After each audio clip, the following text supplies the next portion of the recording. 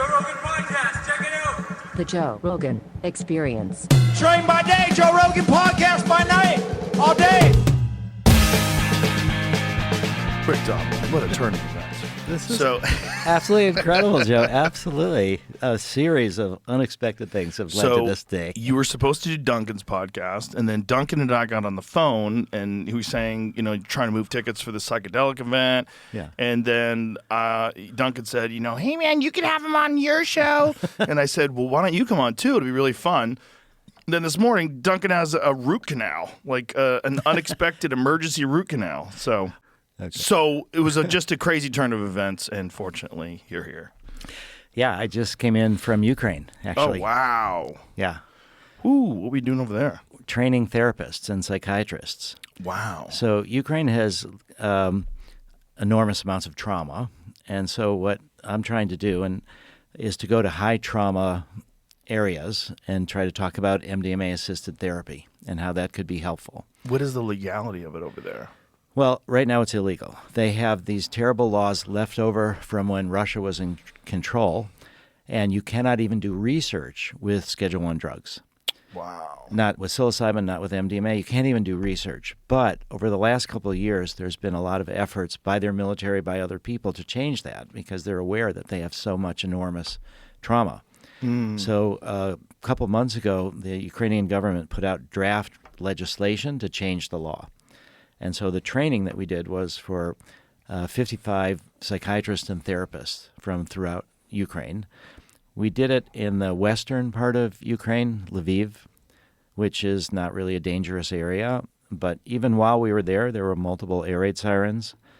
But then they look at their phone and they see the area that the air raid sirens are supposedly about, and they could be like 100 miles square, something like that. So nobody seemed to care. Nobody moved to shelters, and we just ignored these air raid sirens and heard nothing. But it was so emotionally moving because we went to the cemetery in Lviv, and they have these in cities all over Ukraine. And they have something that I've never seen before, is that they have just enormous numbers of graves. Terrible. They've lost about 250,000 people. But the graves all have flags for Ukraine, but they have the pictures of the person that's dead. That's the person that's buried there. And I've never seen that anywhere else. It has even more of an emotional impact because you're actually not just thinking all these people are dead, but you're seeing their pictures. And most of them are younger and, tragically interrupted their lives, a fair number of women. And they put them in the center of the cities. They're having to build new grave sites all over. And this was next to a really large old historic cemetery. Oof. Yeah. And so it feels to me like what I'm trying to do is to really go to where people, I think, have lots of trauma but don't understand some of these new technologies, meaning psychedelic therapies. Right. Hardly new.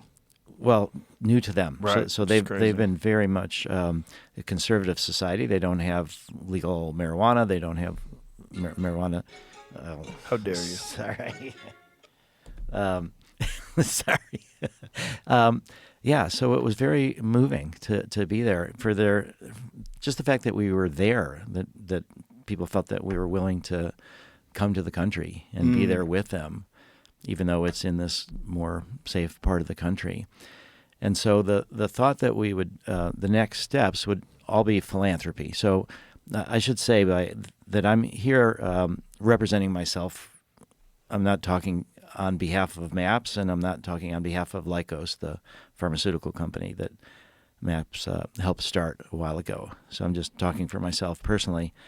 But what we're trying to do is really respond to where the trauma is. And next week I'm going to Beirut, which is something I never thought I would be going to. But I've been invited to speak at the American University of Beirut and also a YPO sort of business group. And there's the possibility of potentially at least starting research with MDMA therapy in Lebanon as well.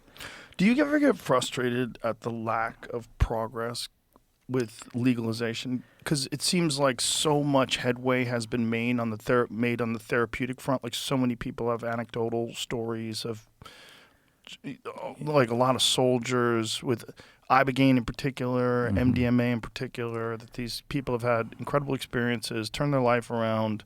It just, I'm so baffled by the snail's pace of acceptance of these things. Well, I first tried MDMA in 1982, so we're talking about 43 years ago. And as soon as I experienced it, I thought this has incredible therapeutic potential. It was legal at the time, and When did it become illegal? 1985. And so MDMA had been it had been legal, but it was sort of quietly used in therapy circles from the around 1976 to the Really? early 80s. And then it started leaking out of these therapy circles and started being used as a party drug, ecstasy. Wasn't a lot of that in Dallas? Yes, a lot of it was at the Stark Club Yeah. in Dallas. Yeah, that is really where MDMA became ecstasy. Lorenzo from the Psychedelic Salon. I learned all about that from him. Yeah. There's a fellow named Michael Caine is working on a movie about the Stark Club. Oh, wow. There's an incredible story because Larry Hagman, who was the star of Dallas, frequented this nightclub with a bunch of the people from the cast, and they had the police had decided to bust it because they knew that there was all these experiences. J.R. Ewing? No, they were all prepared to bust the Star Club that night, and unexpectedly, J.R. Ewing, Larry Hagman showed up, and they canceled the bust because they thought it'd be too embarrassing to bust him, and they busted it another time. He was on CNN once, and he was talking about how he's not afraid of death because he had an incredible LSD experience. Yeah, Did you ever see that? I did. Yeah, and the They reason were like, what? well, he did LSD therapy in the 60s. The reason that I even knew that is my mother-in-law read his autobiography, and he talks about being doing LSD therapy in the 60s. And so my mother-in-law said, you might want to try to contact this guy because maybe he's got overlapping interests and he'll help out. And it took me a couple of years to get to him, but eventually I did. I'll tell you one funny story is that I got to know him pretty well, and I would stay over at his house a bunch of times in Santa Monica. But he was also in I Dream of Jeannie. Oh, yeah. So I Dream of Jeannie is about this genie that comes out of this bottle. He's an astronaut. And a friend of his had made a bong out of the genie bottle. And they wanted to market it, and Larry said, no way. So there was only, two versions of this genie bong. And I had one of my more humorous moments was smoking pot with Larry Hagman out of the genie bong.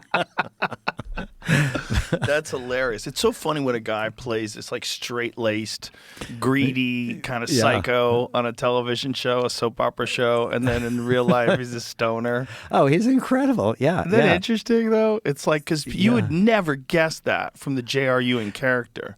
Oh, right. No, he was very much pro-psychedelic and had multiple experiences during the 60s. And the CNN interview was wild, though, because I remember watching it going, oh, you guys weren't ready for this. Is what he said that. They're like, what? You're saying acid's good? It's like literally the opposite of the Bill Hicks joke. That Bill Hicks joke, like you never hear like a good drug story. Yeah. It's always young man on acid, thinks he can fly, like dies. Yeah. It's like, but that was the one time a positive drug story from a beloved star of a beloved show. Yeah, it was the most popular TV show in the world at some points. Yeah.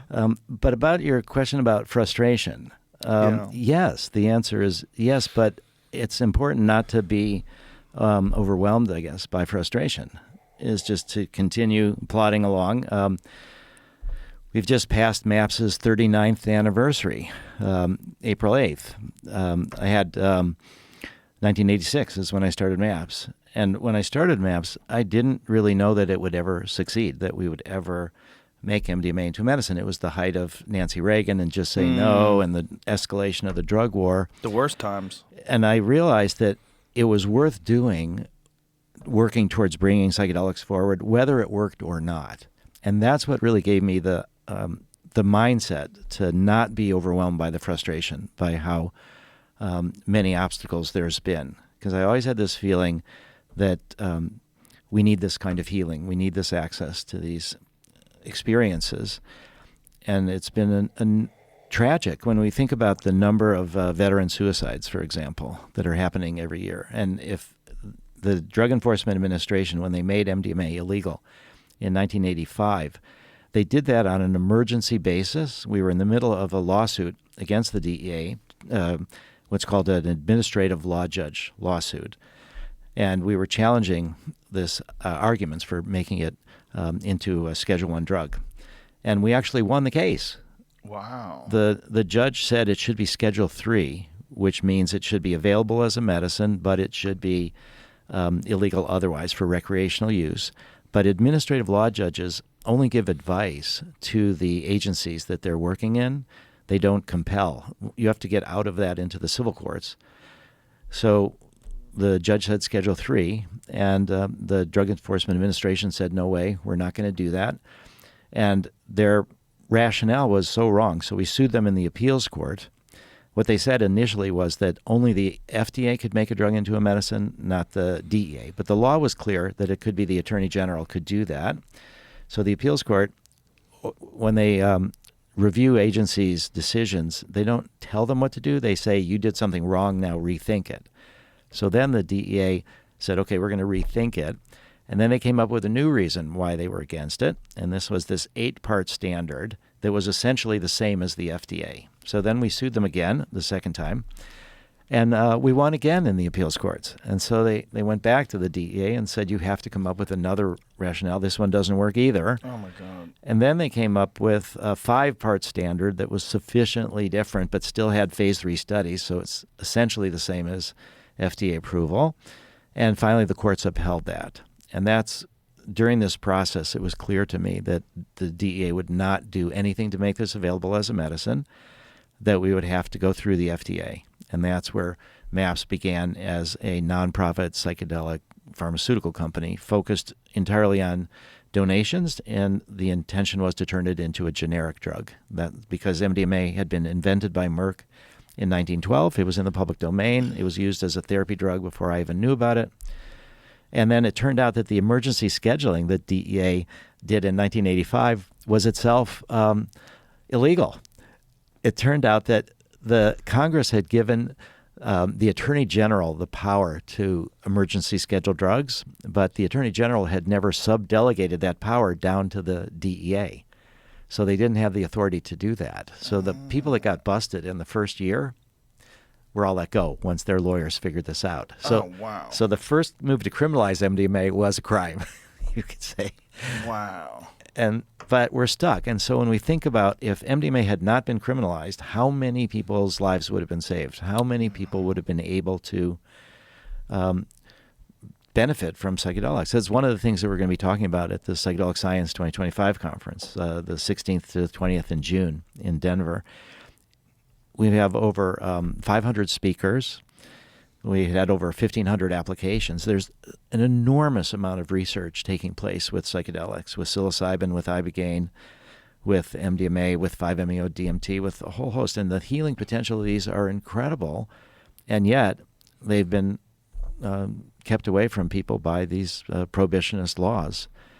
And so it's enormously frustrating and tragic. And yet, if we let that overwhelm us, then we're not going to work as hard to make it happen. So I've had to learn how to deal with that frustration. Well, it's just a gross distortion of the legal system. You know, there's no reason why they should be illegal. As long as you have whiskey and you can get Adderall easily on a prescription, and oxycodone is readily prescribed, this is crazy. Well, it's counterproductive. Yes. It's not even, stopping a lot of the benefits. It's actually creating more harms. Just as one example, my father was a pediatrician. He's no longer alive. But he worked on the first study with crack babies. He and his partners did the pediatric evaluation. Oy. And you remember this in the 80s. Yeah. This idea was that there's going to be this whole generation of super predators, and these women that were pregnant with crack were having babies that were addicted, and they were going to be mentally deficient and prone to violence, and this whole scenario that Reagan amplified. Right.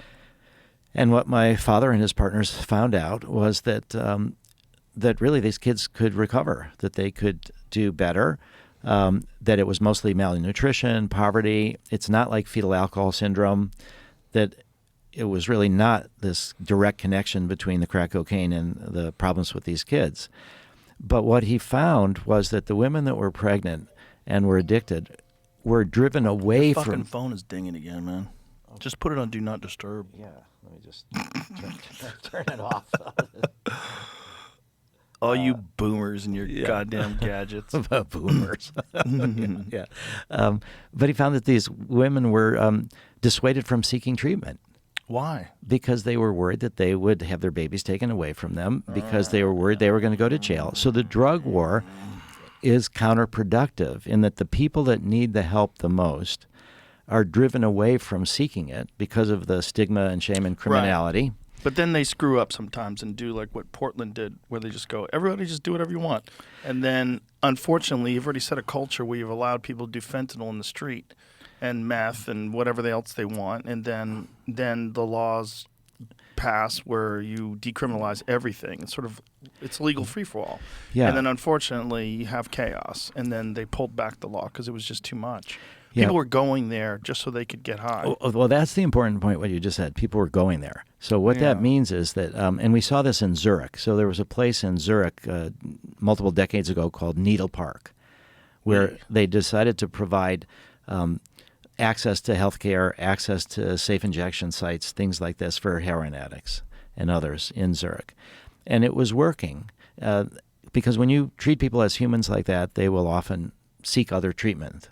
And then if they're not necessarily criminals, but then people come from all over and overwhelm the capacity because it's this one humane site. And then it became an open-air drug market. Just people from all over Europe started coming, and then they had the backlash. Yeah. So I think it's something somewhat similar in Portland, where you try some of these things on a local basis, but then it attracts people from all over, and then it turns into the opposite of what they'd hoped. Right. Yeah, and I just think also they had gone through the whole defund the police thing, so they were just overwhelmed by cases, and the Portland's just out of control. It was a lovely place a few years ago, just a lovely place. 10 years ago, Portland was amazing.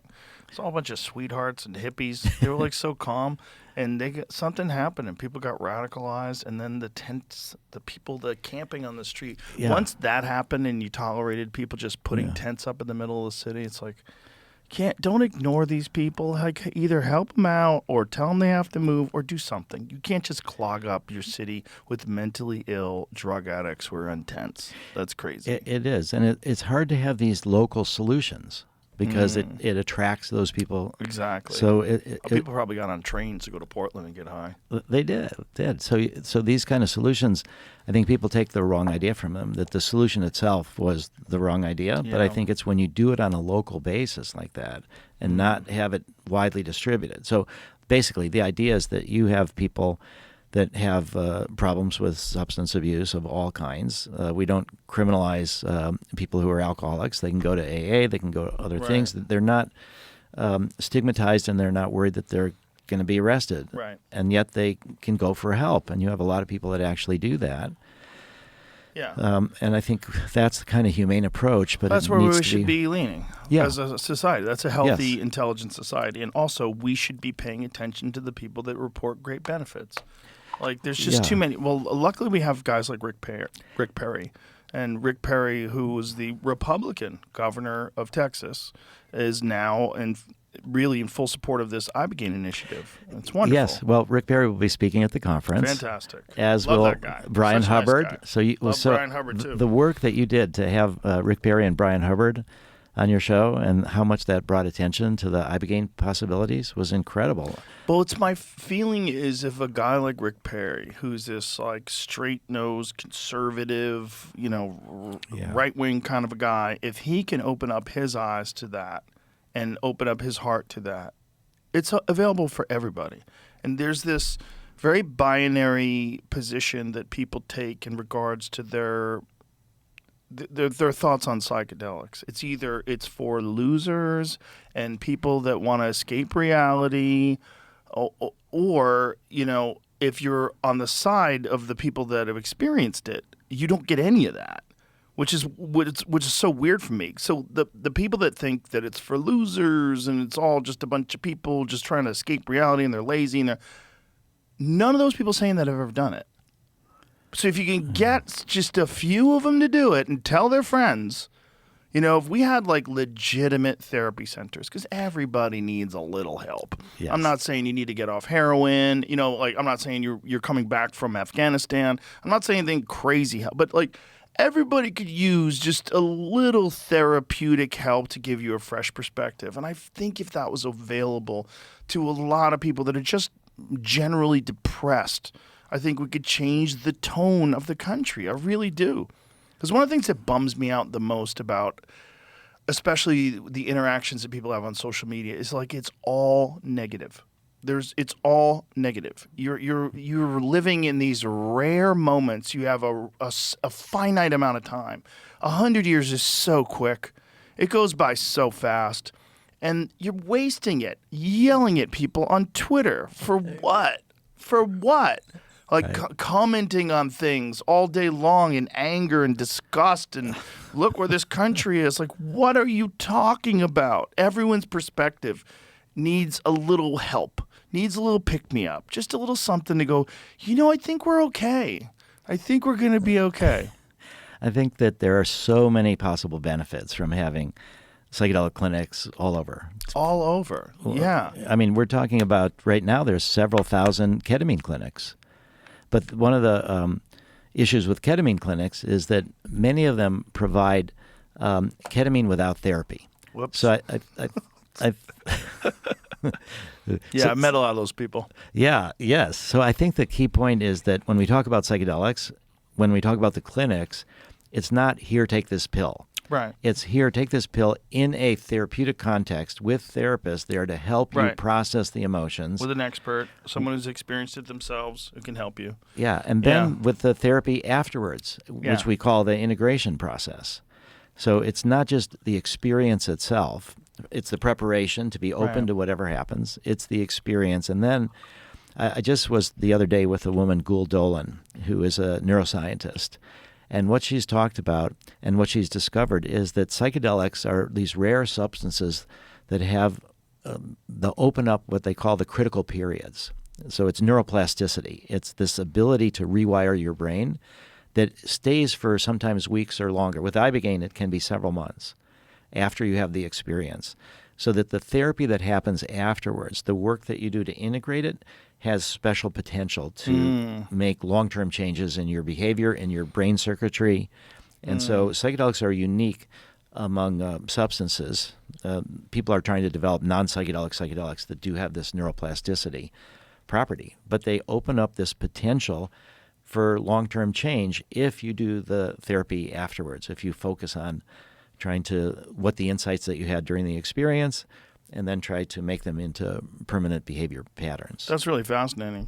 It's also so typically human that we try to develop non-psychedelic versions of the same thing. Like we can do better than nature.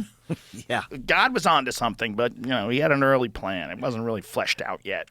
Right. Well, one of the things that was really impactful for Rick Perry was Morgan Luttrell, who's now a member of Congress. Right. And so Morgan had very terrible trauma from his military service and eventually was able to experience Ibogaine.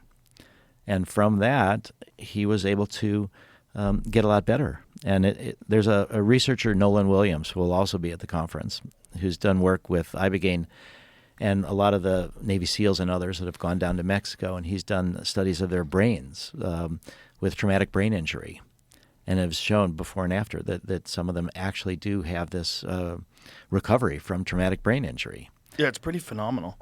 It's also helps people with other neurological disorders, like it's helped people with Parkinson's, right? Yes, and that is where it could make sense in certain ways to have non-psychedelic psychedelics. Right, but also, why not? If Ibogaine's working, just well, get them on that. You Yeah. already have Parkinson's. What, are you scared? Well, and then Scared and then you get the insights though as well. Yes. So, yes. but there's people that might not want that. It's difficult. It can be. But why do they not want it? They don't want it because of propaganda. They don't want it because someone, there's the stories of like Sid Barrett from Pink Floyd, or Yeah. you know what I mean? Like Yeah. the stories of people losing their mind. And that's what people are terrified of. I think with some people, honestly, that's a valid point. Now that you're saying that, there's a bunch of people that are like very psychologically vulnerable, and maybe a profound psychedelic experience wouldn't be tenable. They wouldn't be able to handle it. That's possible. There's a bunch of people that they're in a bad state. Maybe they're on a ton of medication just keeping them stable. They can't do psychedelics. Maybe a non-psychedelic version of that rewired their brain would be beneficial. Now that I think about it. Yeah, there is actually a situation with cluster headaches. So cluster headaches are like suicide headaches. They're worse than migraines. And there was, this is now back around 2003, a bunch of the people who had cluster headaches, one of them went to a party, did mushrooms, and found that it postponed the cycle and would interrupt the cycle of these cluster headaches, which are terrible. And so they contacted me, and they formed this group called Cluster Busters. And they said, we don't want to be criminals anymore. We would like to study this. Can you help us study this? And I live in Boston right next to McLean Hospital, which is a part of Harvard Medical School. And I approached them and I said, would you want to study these people with cluster headaches? And they said, sure, this is really interesting. So they brought in all these people and checked their medical records and determined that this was really the case, that psilocybin and LSD blocked cluster headache cycle and postponed the next cycle. And so we did all this research, and then the next step would have been to actually give LSD or psilocybin to people with cluster headaches. And the people at Harvard, like, oh, Timothy Leary, he was here. We don't want to do this. God damn it, so MK Ultra. All of that. They ruined it for everybody. Well, we're trying to get over that, but they did. And but then the people at Harvard said, well, we will do this LSD or psilocybin, but only if it's the last resort, only if everything else fails. So the scientists, Torsten Passy and John Halpern, decided that they would use a non-psychedelic version of LSD called bromo-LSD. And the plan was that they would give this bromo-LSD to a bunch of people with cluster headaches. It would not work. And then they would come back and say, hey, we need to do this LSD and psilocybin research. So I said, okay, that makes sense. We have no idea why LSD or psilocybin works, but it's probably connected to the psychedelic properties of it. Mm-hmm. And so they did this study at Hanover University in Germany, and I kept waiting for the results, and they wouldn't, I heard nothing. And then after months, they finally said, we didn't want to tell you, but the bromo-LSD works even better than the LSD and the psilocybin, because with LSD, it's effective in micrograms. For psilocybin, you take 25 milligrams for a major trip. But with bromo-LSD, you can give large amounts of it because you're not getting high. And whatever it does, it's still a mystery what it does in the brain, but it works better. You just flood the brain. So that's actually a good example of a non-psychedelic psychedelic for a physiological problem that could make sense as a medicine. Yeah, that makes a lot of sense. Yeah. It makes a lot of sense with the dose, especially. Yeah. But that's great, though. At least that way, like, we found something out.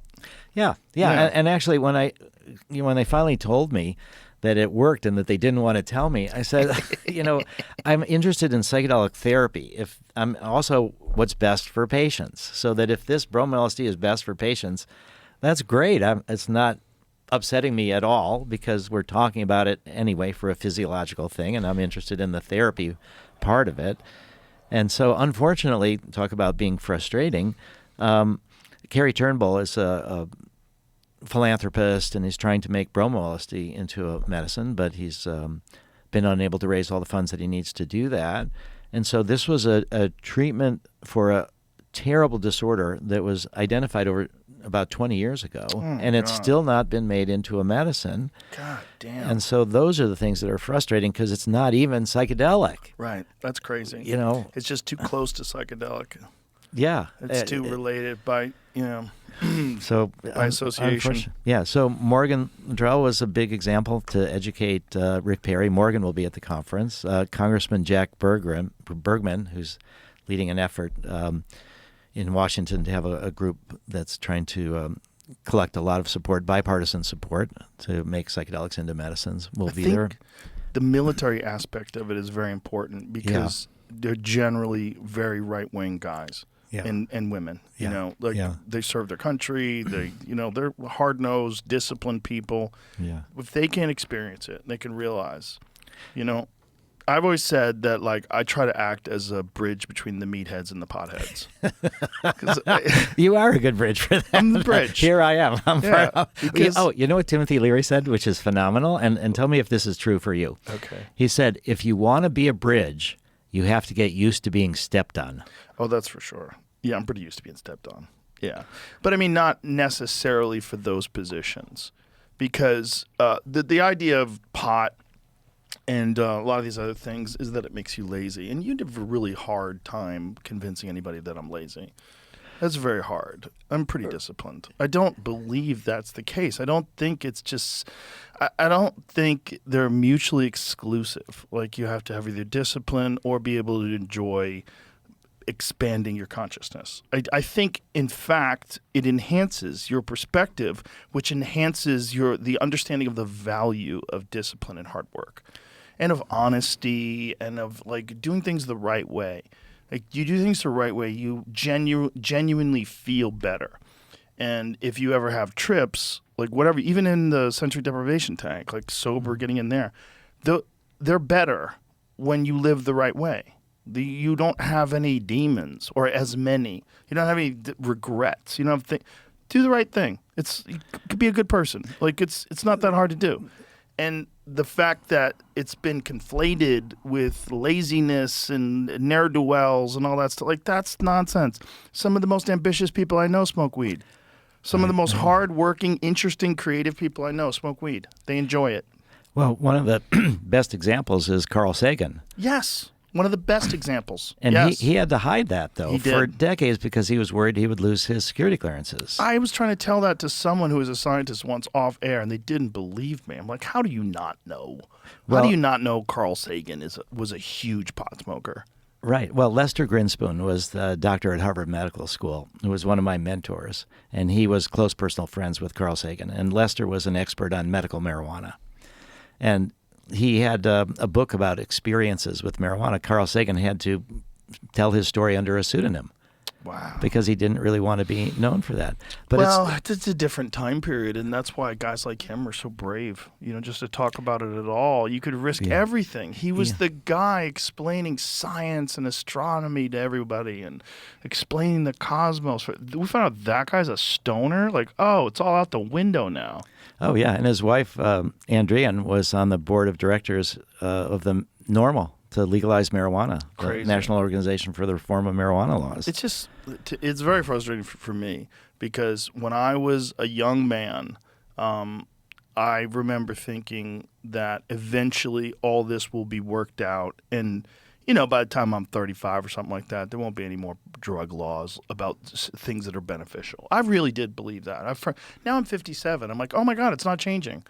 Oh my God, it's this shit's taken forever. It's been decades of everyone knowing, decades of the internet. Before the internet, you could kind of propaganda was very effective, you know, the reefer madness stuff and all that craziness that they pumped into people's heads. Like, that was the 1930s, man. And that's still effective today. There's still people today that believe all that stuff.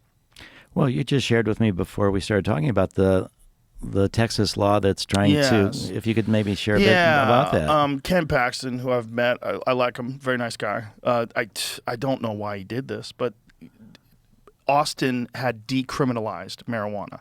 So apparently the Attorney General's office sued Austin. And what is the ruling on that? I don't know if they even have acted on this or if they're going to appeal or what it is. But, like, here's the thing about something that's not fully legal. And I've talked about this before, so I apologize to anybody who's heard this. John Norris, who's a friend of mine, who's been on the podcast, who was a game warden in California. and he found a diverted stream, and they were trying to figure out what's going on. They figured some farmer fucked up and like what's going on here, and like fish were dead. And so he's a game warden, so they have to track down what happened with this stream. Finds this huge grow op in the middle of the national forest run by the cartel. And then his entire operation in the decades future becomes a tactical force with bulletproof vests and dogs and guns fighting the cartel in the forest, in national forest. Because they were growing it all in America and then just selling it. Like 90%, I believe he said 90% of the marijuana that was sold in states where it's illegal was coming from California.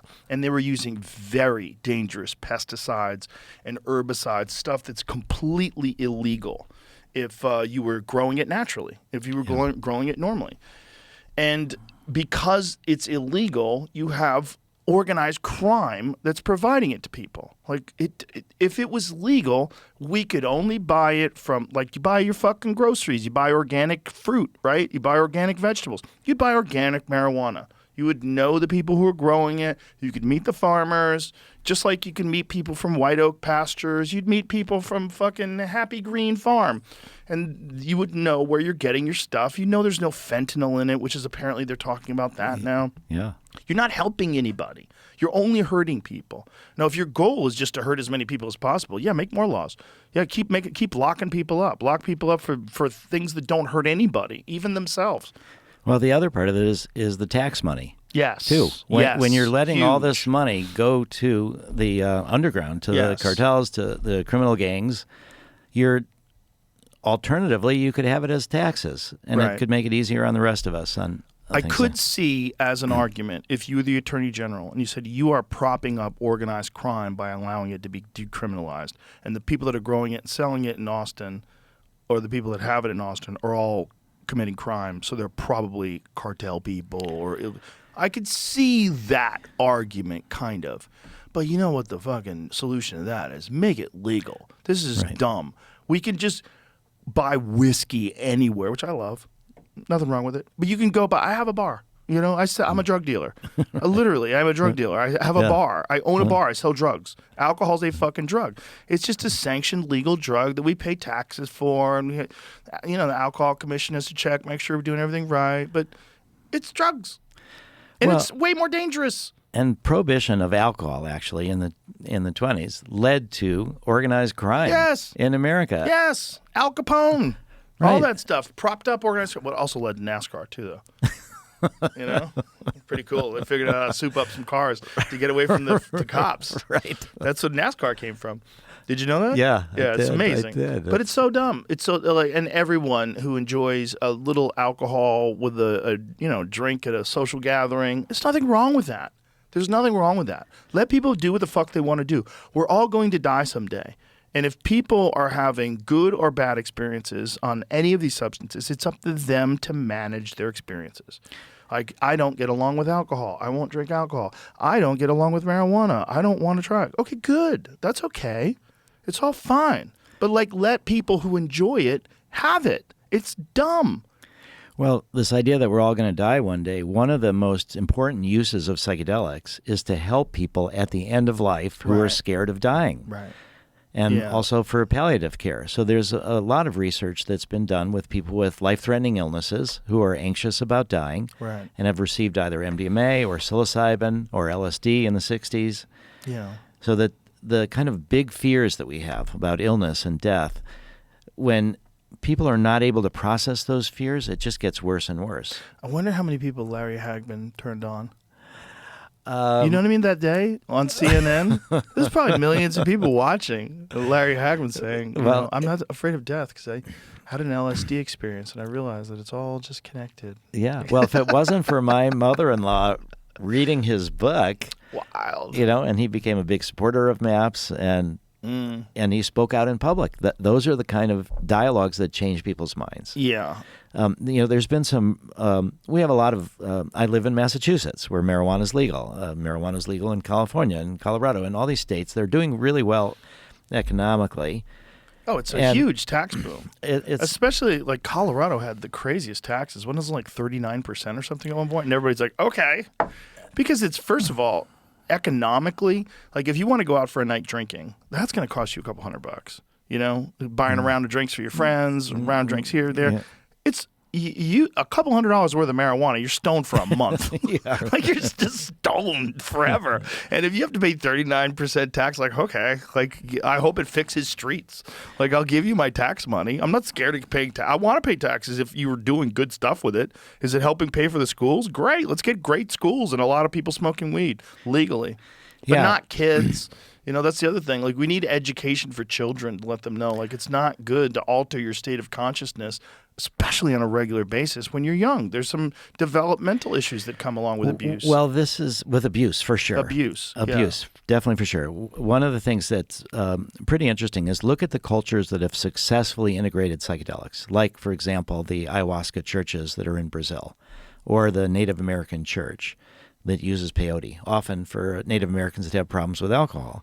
I was out on a Navajo reservation, this is about 20 years ago, and it was for a Native American church peyote ceremony, and one of the Navajo men brought his 9-year-old son to take peyote and spend the night with us. Whoa. And peyote's mescaline, right? Peyote's mescaline, yeah. And Wachuma is from San Pedro cactuses also that has mescaline in it. But this 9-year-old did not take the same amount of peyote as the rest of us, but he took more appropriate for his body weight. And it's within a cultural context, within a family context, within a religious supportive context, these cultures tend not to have age limits. Right.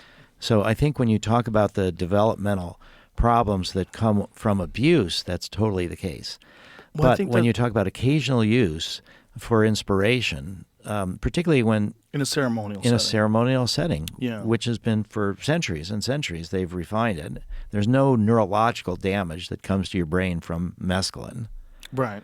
Ceremonial settings are very important, and I used to think it was foolishness. I think ceremonies, like, get the fuck out of here with your ceremony. I was cynical, you know, but I think that. And even rites of passages, like into adulthood, I used to think that was foolish too. But then I realized, like, wow, a lot of people have a hard time determining if that they're an adult, and they stay kind of infantile for their entire life. And especially someone that's like really coddled by their parents and overprotected helicopter parents. You never develop the ability to be solitary and just to be out there on your own and autonomous. And things that are important should be treated with respect. And that's where I think ceremony comes in. Yeah, one of the things that I think has led to my interest in lifetime use of psychedelics was been the failure of my bar mitzvah to actually turn me into a man. Oh, that's hilarious. Because I'm the you oldest. You thought you were going to be a man. That's it. I'm going to be a man. I wanted to avoid all the awkwardness of adolescence. I'm the oldest of 4 kids. So I had no older siblings to tell me. And we did this rite of passage, and it's been used for thousands of years.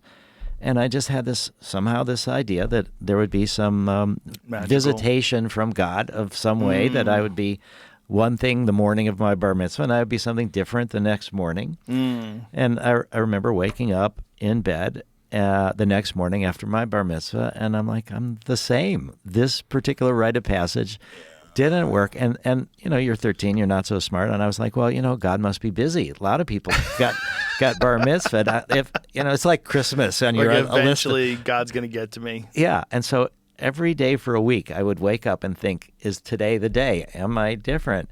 Oh, wow. Nothing happened. And then finally another week and another bar mitzvah Saturday came along, and I realized that if I was on a list, I have now been dropped off the list completely because there's all these new people bar mitzvahed. And the rites of passage that we do have, I believe, probably worked in the past for a lot of people.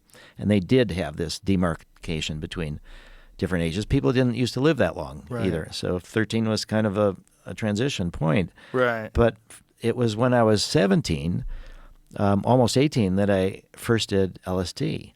And one of my very first thoughts was, this is what my bar mitzvah should have been. Because, you know, you're like, who am I? Right. Where do I fit in? Right. I'm sort of, my ego sense is dissolving a bit from LSD. I'm connected to something bigger and larger than myself. Right.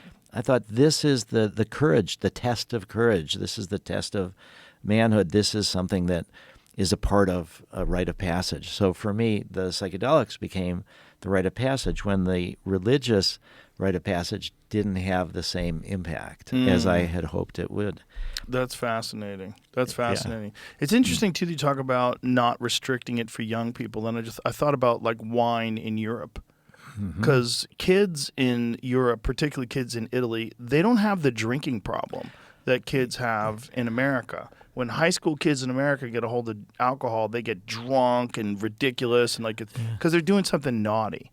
Yeah. But kids are normalized to the just regular consumption of a glass of wine with dinner. It's normal. Well, and then in the U.S., where when kids do experiment, because they're worried about being caught with things, they Right. tend to not use wine, but they tend to use stronger drinks. Right. So Right. they call that sort of the iron law of prohibition, that when you prohibit something, it moves more and more to more concentrated, more powerful forms of that drug. Hence fentanyl. Yeah. Yeah. Yeah, or even cocaine when Right. if you could have coca tea. I mean, Andy Weil has been promoting for decades and decades this idea of coca tea. If Yeah, you, I had that once. What was the? I What did couldn't it shut feel the like? fuck up. I couldn't shut up. I was like, oh my God, thank God I've never done cocaine. I was telling my friend Doug, I was like, I don't think I could shut up. But it wasn't anything crazy. I think that chewing the leaves is supposed to be like super beneficial and actually even healthier than coffee. Yeah, there's a lot of nutrition in the leaves. It Doesn't helps. it fuck your teeth up though? Well, if you do anything too much, it can. But it's You something sound that, like an apologist. You sound like well, I think it's this idea that appropriate use. Well, Paracelsus is the one of the early physicians, and he said the difference between a medicine and a poison is dose. right. Well, yeah, salt will kill you. You know, eat a pound of salt, see what happens. Water will kill you. Yeah, I mean, people drink are. too much water. Yeah. Yeah, hyponatremia. You dilute your. I remember a Your blood- lady died because she was trying to win a PlayStation for a kid at a morning radio show. She was trying to drink the most water. Oh. Crazy. Yeah. Like, no, who knew? I guess no one knew then. But people are pretty aware now because of frat parties, like, you know, hazing. They've had kids do that, Yeah, that's one of the things which that is nuts. has You could been die from water. has been happening in terms of the raves and ecstasy use, so that occasionally people will overheat and die from MDMA, where you dance all night, you don't drink Right. adequate fluid, and you can get hyperthermia. And there are some cases. So that's one of the dangers of ecstasy use outside of therapeutic context. And so people have heard, okay, now I need to drink fluids in order to not overheat. And there have been cases of people that have died from drinking too much water. Well, I can counter that because there's a bunch of people that have died from too much exercise. There's something called rhabdomyolysis that people get when you over-exercise, where your protein starts breaking down, your kidneys can't process it. You start peeing brown, and it can be totally deadly. You can push yourself too hard and die from exercise too. Yeah. How many people every year die of rhabdo?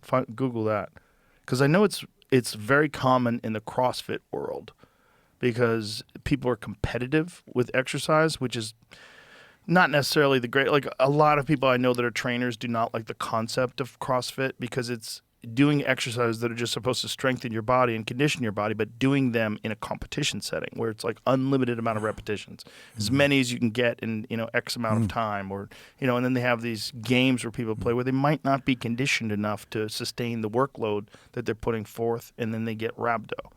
And it's fairly common. Like I know multiple people that have had rhabdo. Wow. Yeah. How many people die? So it doesn't say that, but it says there's 26,000 cases reported annually, and about 5% of those lead to mortality, 5 to 20%. That's a lot. That's a lot of people that's probably more than people drink water and die. I guarantee it's Probably. more. I bet drinking water, so much water you die, is probably fairly rare. But I think that rhabdo stuff is super dangerous. Yeah. Yeah, you're reminding me of something funny. David Nutt was the drug policy advisor for the British government, and he did a ranking of the dangers of all these different drugs. And what he found was that the psychedelics were at the very low end of the dangers. And so he talked about how horseback riding was more dangerous than ecstasy. Oh, yeah. It's super dangerous, man. People fall and break things all the time. Yeah, and so he got fired for that because he was telling the truth. He was making people love horseback riding in England. Oh, that's crazy. So what MAPS did is that we He got fired for telling the truth. Well, he was the drug policy advisor saying things that people did not want to hear. Maybe he should have got his job description down before he started yapping. Like, what am I trying to do here for real? Well, like, you really want to know my opinion, or do I have an angle that I'm supposed to be headed towards? Can you guide me? Yeah. So we did something similar. We looked at cheerleading. Oh, yeah. And we looked at the emergency room visits on a per person visit for the percentage of people that do cheerleading that go to the emergency room versus the percentage of people that do ecstasy.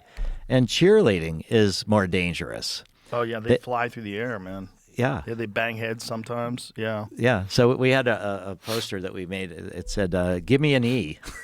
Oh, God, that's so silly. But here's the thing. It's like we allow multiple dangerous things. Like horseback riding is one thing. How about bull riding? Totally legal. Super dangerous. Like super duper dangerous. I mean, we allow BMX riding. You should, of course, allow that. Look, I'm a martial artist. Like, you know how many people have accidentally died doing martial arts? A ton. It's real. You know, there's a ton of activities that people enjoy. Skydiving, they enjoy bungee jumping. Legal. All legal. Amusement parks. Legal. Yeah. Well, I think that in those circumstances, people believe that there's benefits that outweigh the risks. Amusement parks?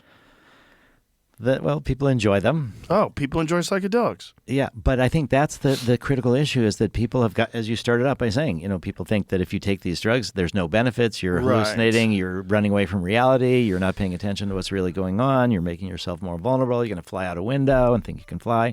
Well, it's just like we need a comprehensive addressing of the actual real landscape of what these things are, what the benefits are, and just this addressing of the impact of propaganda. The sweeping Schedule I Act of 1970, right. The whole William Randolph Hearst connection to marijuana illegalization, which was right after alcohol prohibition, so they were looking to put these agents back out into the field. All that needs to be like comprehensively explained to the American public to reinform people, because I think people are they have the general population that doesn't listen to podcasts like this and doesn't get online and search these things. You have these conceptions that are entirely formed by propaganda, and they're not based on real anecdotal experiences, real science, real data. And also the problem with that, too, is there's real side effects of some of these things. Those need to be understood. How do you understand them? Well, you have to make them legal and do tests and studies.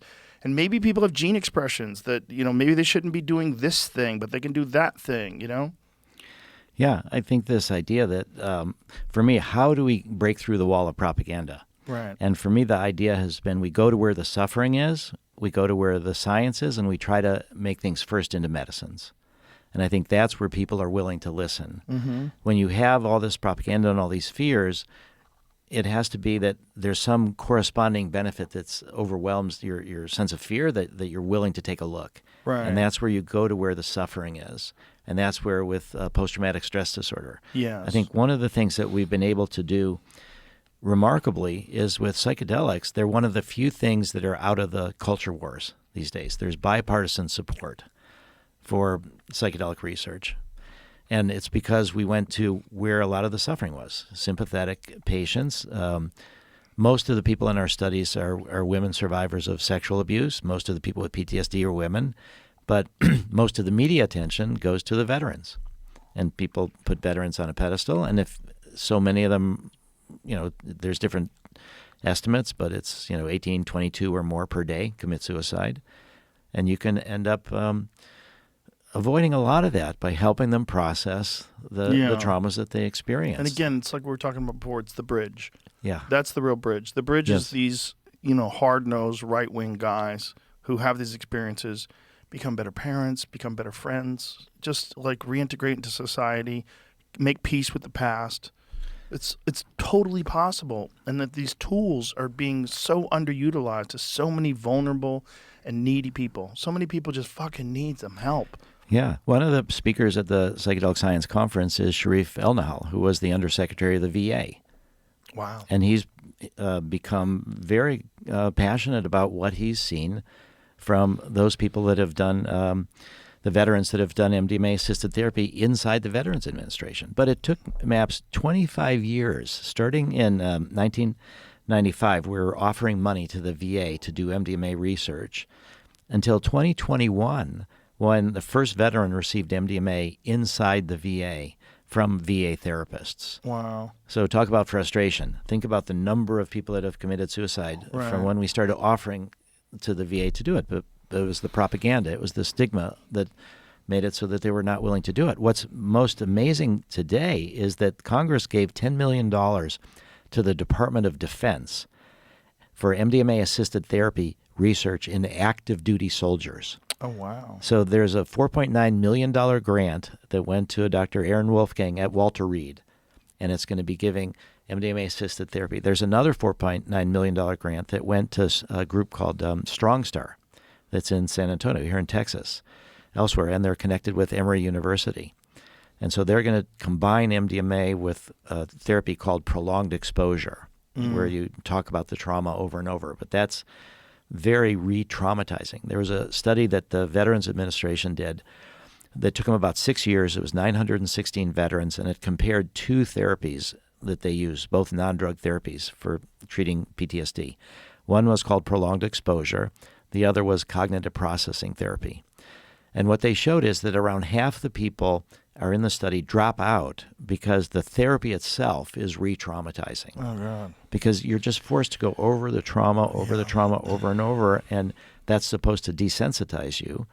And if you can stay in it, it can be helpful, but it re-traumatizes so many people. So what we've shown is working with the MDMA with the veterans is that they're able to process the trauma, that the fear reduction from the MDMA, reducing activity in the amygdala, the fear processing part of our brain, that you can, once you can approach these things that have felt like will tear you apart, that they'll be overwhelming, you can't really go away from them, but they never really leave either, that then you can process it. So this study that will be done here in Texas with active duty soldiers, again, is going to be a combination of MDMA with prolonged exposure. The Walter Reed study is combining MDMA with what they call acceptance and commitment therapy, different kind of approaches. How do they decide which approach?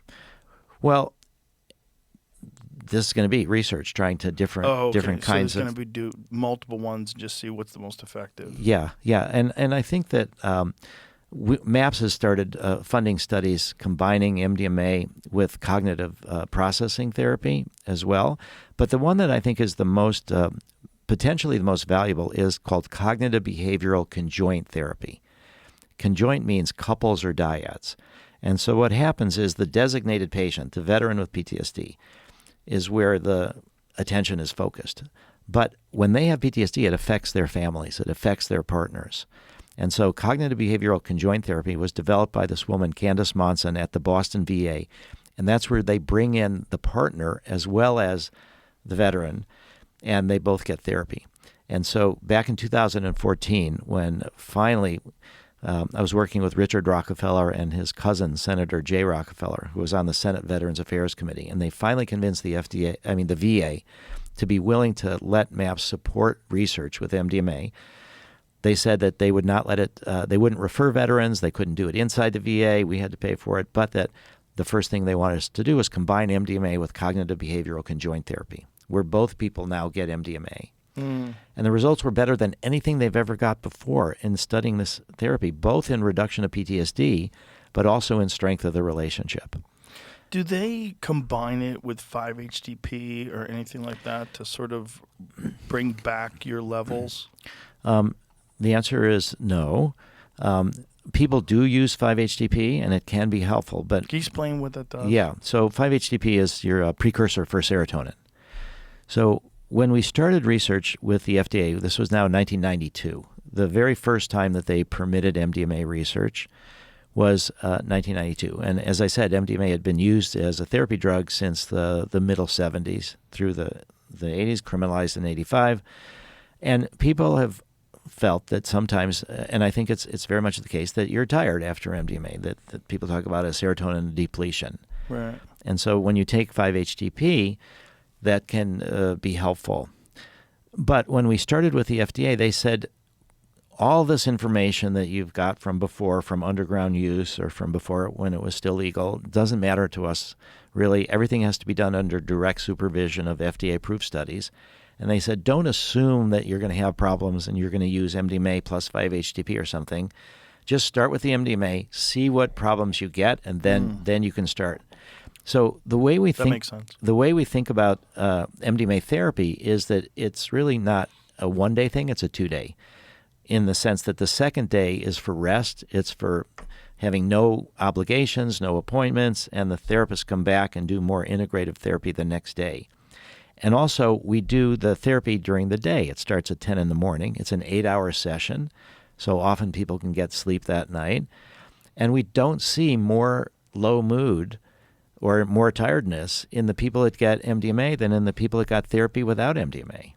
So we were never felt that the need to introduce 5-HTP. We didn't have evidence of symptoms that required this. But I think it's because we talk about it as a 2-day experience. The other part is that when people take MDMA at raves or parties and things like that, often they're drinking, they do it at night, they don't get full sleep. Right. The next day they don't just take the day off. Often they go into activities. Right. And so they're exhausted. And they're exhausted. Yeah, And makes so sense. I think that this concept that we've developed is this really thinking about it as a 2-day experience where there is this low energy but it can be productive in terms of trying to work on the issues that came up during the MDMA experience or the PTSD or depression or whatever it is that brought. Now there's a project at a place called Sunstone, which is a therapy center outside in Rockville, Maryland, and they've worked with cancer patients who are anxious about dying, and they have brought in their partners to the therapy, and both of them get MDMA as well. So these are all under FDA-approved studies, and they found that was tremendously effective as well, because when your partner has got a life-threatening illness, it doesn't just affect them, it affects you as well, and often the therapy is focused again on the designated patient. So this kind of broadening the sense of who it is that is going to be treated and bringing in people's partners, I think, is going to be very important. One of the works, Marcus and Amber Capone, who've done work with vets, they've brought probably by now about 1,000 veterans down to Mexico for Ibogaine. And they have also started bringing their partners as well. They realize that you need to think about this as a family setting and to try to treat the entire family context. This raises another issue, which is to talk about group therapy. So the scale of the trauma, in America there's 13 million PTSD patients. This is the estimate by the Veterans Administration. In Ukraine, we've got an entire country. When I was there, practically every family knows someone or has someone that has been injured or killed. And so you've got massive population-based trauma. And to think about treating people as individuals is really important, but it's going to be hard to scale because of the limited number of therapists and psychiatrists and the cost of doing that. So the FDA has wanted all the research with LSD, psilocybin, MDMA, 5-MeO-DMT to start on an individual basis. But there's new studies now that are going to be working on group therapy. So one of the first in America was at the Portland, Oregon VA. And it was 4 therapists for 6 veterans. And it started out where each one got an individual session first, and then they got a group session. And there's 2 basic kinds of trauma in the military. One is war-related or accident training-related, and the other is what they call military sexual trauma. There's a lot of sexual abuse by veterans or by military active duty people of other people in the military, and they call that military sexual trauma. And so what they've learned is they have to separate those groups when they do the group therapy, because if you're a military person who's been abused by other people in the military, that you might not feel safe if you're in a context of group therapy. So they've done separate the groups, but they found that the groups do terrific with supporting each other afterwards in this integration process. And so what they've done is they've realized, though, that the design they had initially was an individual session and then a group session. And after they did 2 cohorts of the 6, they realized that the people felt they needed a third MDMA session, and they wanted that also as a group, not as an individual. There's a project in Australia that's going to be climate-related PTSD from floods that they've had related to climate, and so they're going to be doing group therapy there. And there's an incredible project that's developing in Israel that's for people traumatized on October 7th. And there's going to be groups of 7 with 2 therapists, 2 assistants. But the Ministry of Health has taken a while to review this application. It's funded by charitable donations. The MDMA is coming from Canada. But what the Ministry of Health in Israel has wanted is, and this is the first study ever, where it's going to be direct comparison of individual therapy versus group therapy.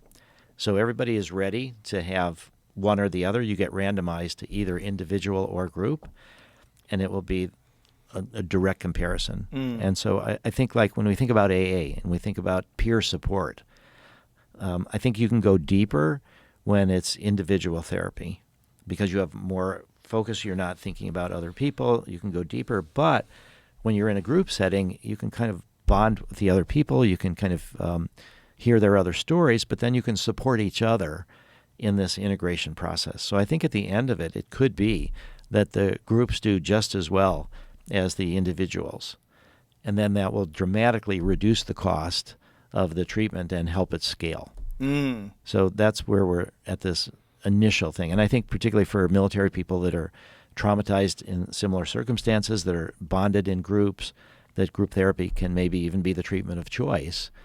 But I think the way the FDA is going to be reviewing it is that there is going to be studies with individuals first that will have to be gone through the system and approved, and then there will be this additional research with groups. But, what kind of a timeline are we talking about? Like, how long are these studies? Well, it's going to be about 3 years for the project in Israel. I mean, it's going to be about 160 people. What about the projects here? The project at the Portland, Oregon VA is going to be done pretty soon, but it's really just been 4 or 5 cohorts. It's very small numbers of people, and so there will need to be more. I think that there's been some efforts to do what people call in some ways a modified version of individual versus group, is that they've done some of this at Sunstone also, where there'll be 4 people getting psilocybin at the same time, but each in a separate room, each with 1 therapist. But then near the end of the session, they bring them together, and then they talk about what happened, and then they also have the group integration. So it's kind of a modified. So I think in terms of time frame, it's probably 4 or 5 years before FDA will approve group therapy, maybe longer. The other issue is that the last time that we spoke, it was before the FDA advisory committee and before the FDA meeting to decide whether to approve MDMA-assisted therapy for PTSD.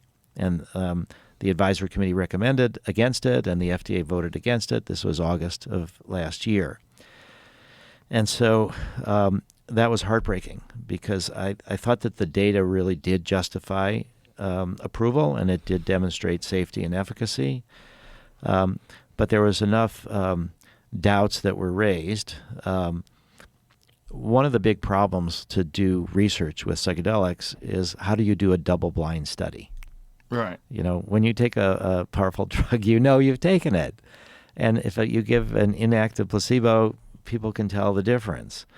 A lot of my dissertation, which I did in 2001, was how to do a double-blind study with psychedelics, particularly with MDMA. And my solution, which made sense, was to do therapy with low-dose MDMA versus therapy with full-dose MDMA. So everybody knows they're getting MDMA. They all have the same expectations, and they might not be aware, though, which dose. You know, is it a full dose? Is it a lower dose? So the challenge was to pick the low dose so that it's high enough to cause a certain amount of confusion, but not so high that it has so much therapeutic potential that you can't tell a difference between the groups. So for 16 years, from 2000 to 2016, MAPS did a series of what are called phase 2 studies to try to figure out how to do phase 3. And we looked at therapy with no MDMA, therapy with 25 milligrams, 30 milligrams, 40, 50, 75, 100, 125, and 150. So it's sort of like a dose response. We did all these different doses. And what we discovered, fortunately after I'd got my Ph.D., was that my theory was partially right and partially wrong.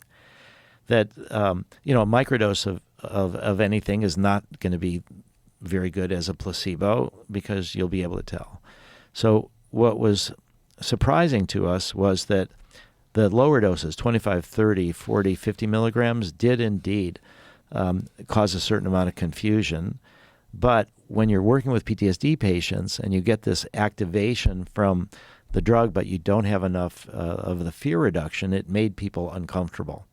So we showed that the people that got therapy with no MDMA did better than the people that got therapy with the low doses of MDMA. They still got better, but they didn't get as much benefit. So the analogy is you're taking off in an airplane and there's all this turbulence at the beginning, and then you get above the clouds and it's smooth sailing.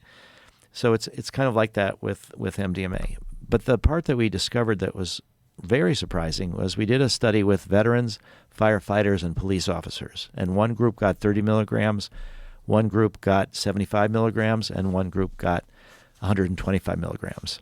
And in that particular study, it was about 26 people, when you randomize, it doesn't mean that everything's equal. It just means it's random. So the people that had 125 milligrams with PTSD had more depression than the people that had 75 milligrams. But the 75 milligram dose group did better than the 125. Interesting. Just slightly better. So what it meant was that the dose that's therapeutically effective was lower than we thought. Can I stop you for a second? Yeah, please. When you said the people that did 125 had more depression, Yeah. do you mean before the study? Yes. Okay. Sorry, yes. So it was chosen that they would get the higher dose because they were suffering more. Well, no. Again, this is randomization. Right, but you said that they had more depression Yeah. before the therapy. Well, So how did you determine that? Well, we evaluate everybody's PTSD symptoms and their depression symptoms. And so just by the randomization, it turned out that those people that were higher on depression ended up more of them in the 125. Just randomly? Randomly, yeah. Oh, interesting. Yeah, because when you randomize, again, it doesn't mean that you're making things equal. Right. So it was just a chance. Just turned out that Turned way. out How that many way. people were in this group? 26 people were Okay. in the entire study. Okay, so it was So- just dumb luck. Yeah. Okay. Yeah, but it meant to us that this dose of 75 was indeed more therapeutic than we anticipated. So there was no real sweet spot where there was a dose of MDMA that didn't either make people uncomfortable and reduce the effectiveness compared to therapy with no MDMA, or it tipped over into being very effective. So when in November 29th, 2016, when the FDA had what we call the end of phase 2 meeting, after we got approved to go to phase 3, the final studies where you need to prove safety and efficacy, I knew that we shouldn't do that because of this.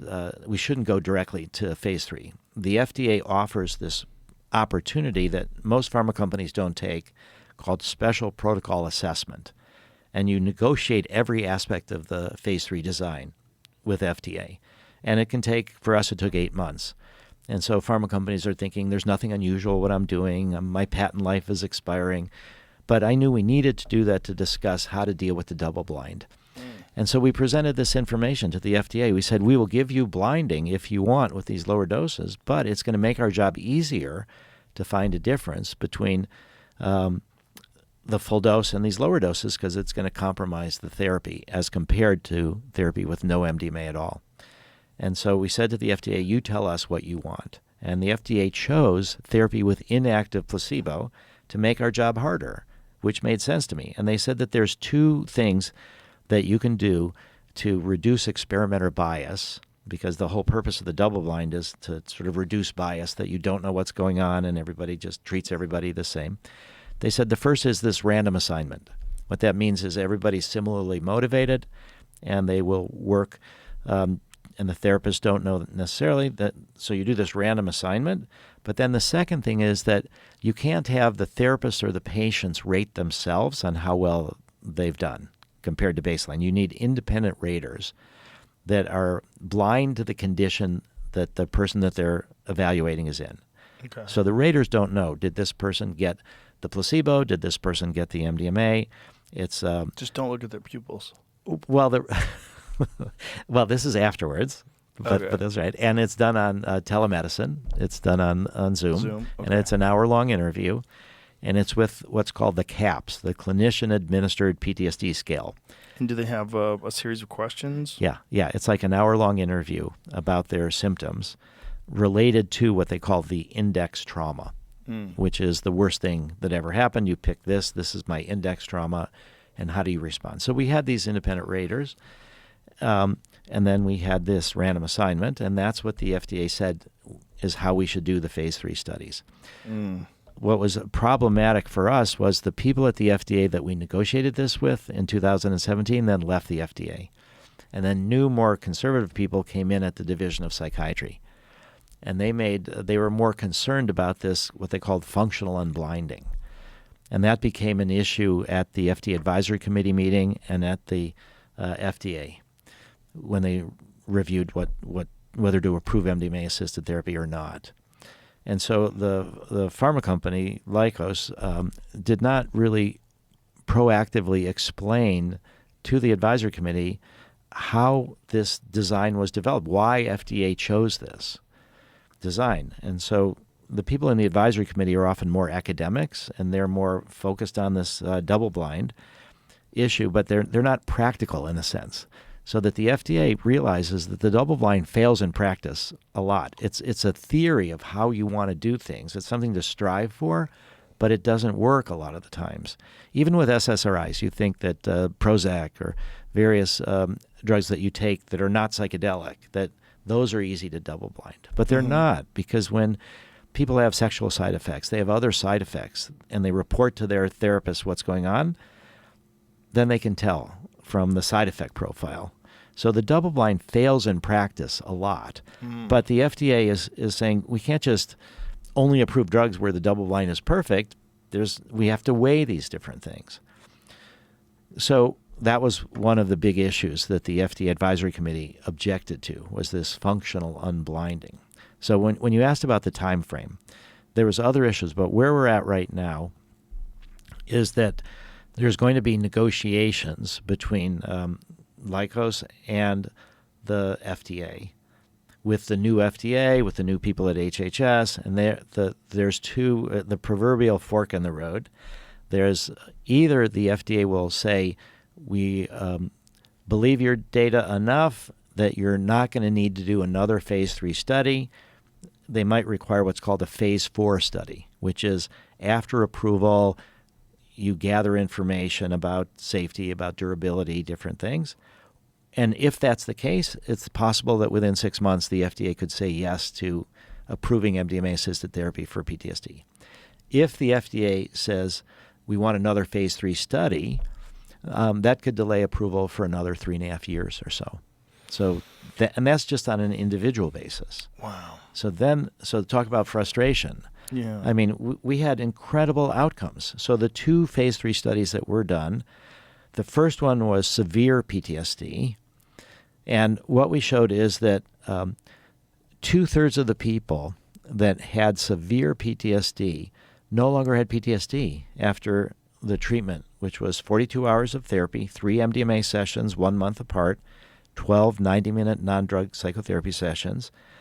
2/3 no longer had PTSD that got therapy plus MDMA. And those people that got therapy without MDMA, with the inactive placebo, roughly 1/3 no longer had PTSD. And then another roughly 20% had what's called clinically significant reductions of PTSD symptoms. Means that their life has changed, their symptoms are not as burdensome, but they still have PTSD. So they're called responders. So we had 88% responders, only 12% non-responders. Wow. It's the That's pretty best treatment. extraordinary.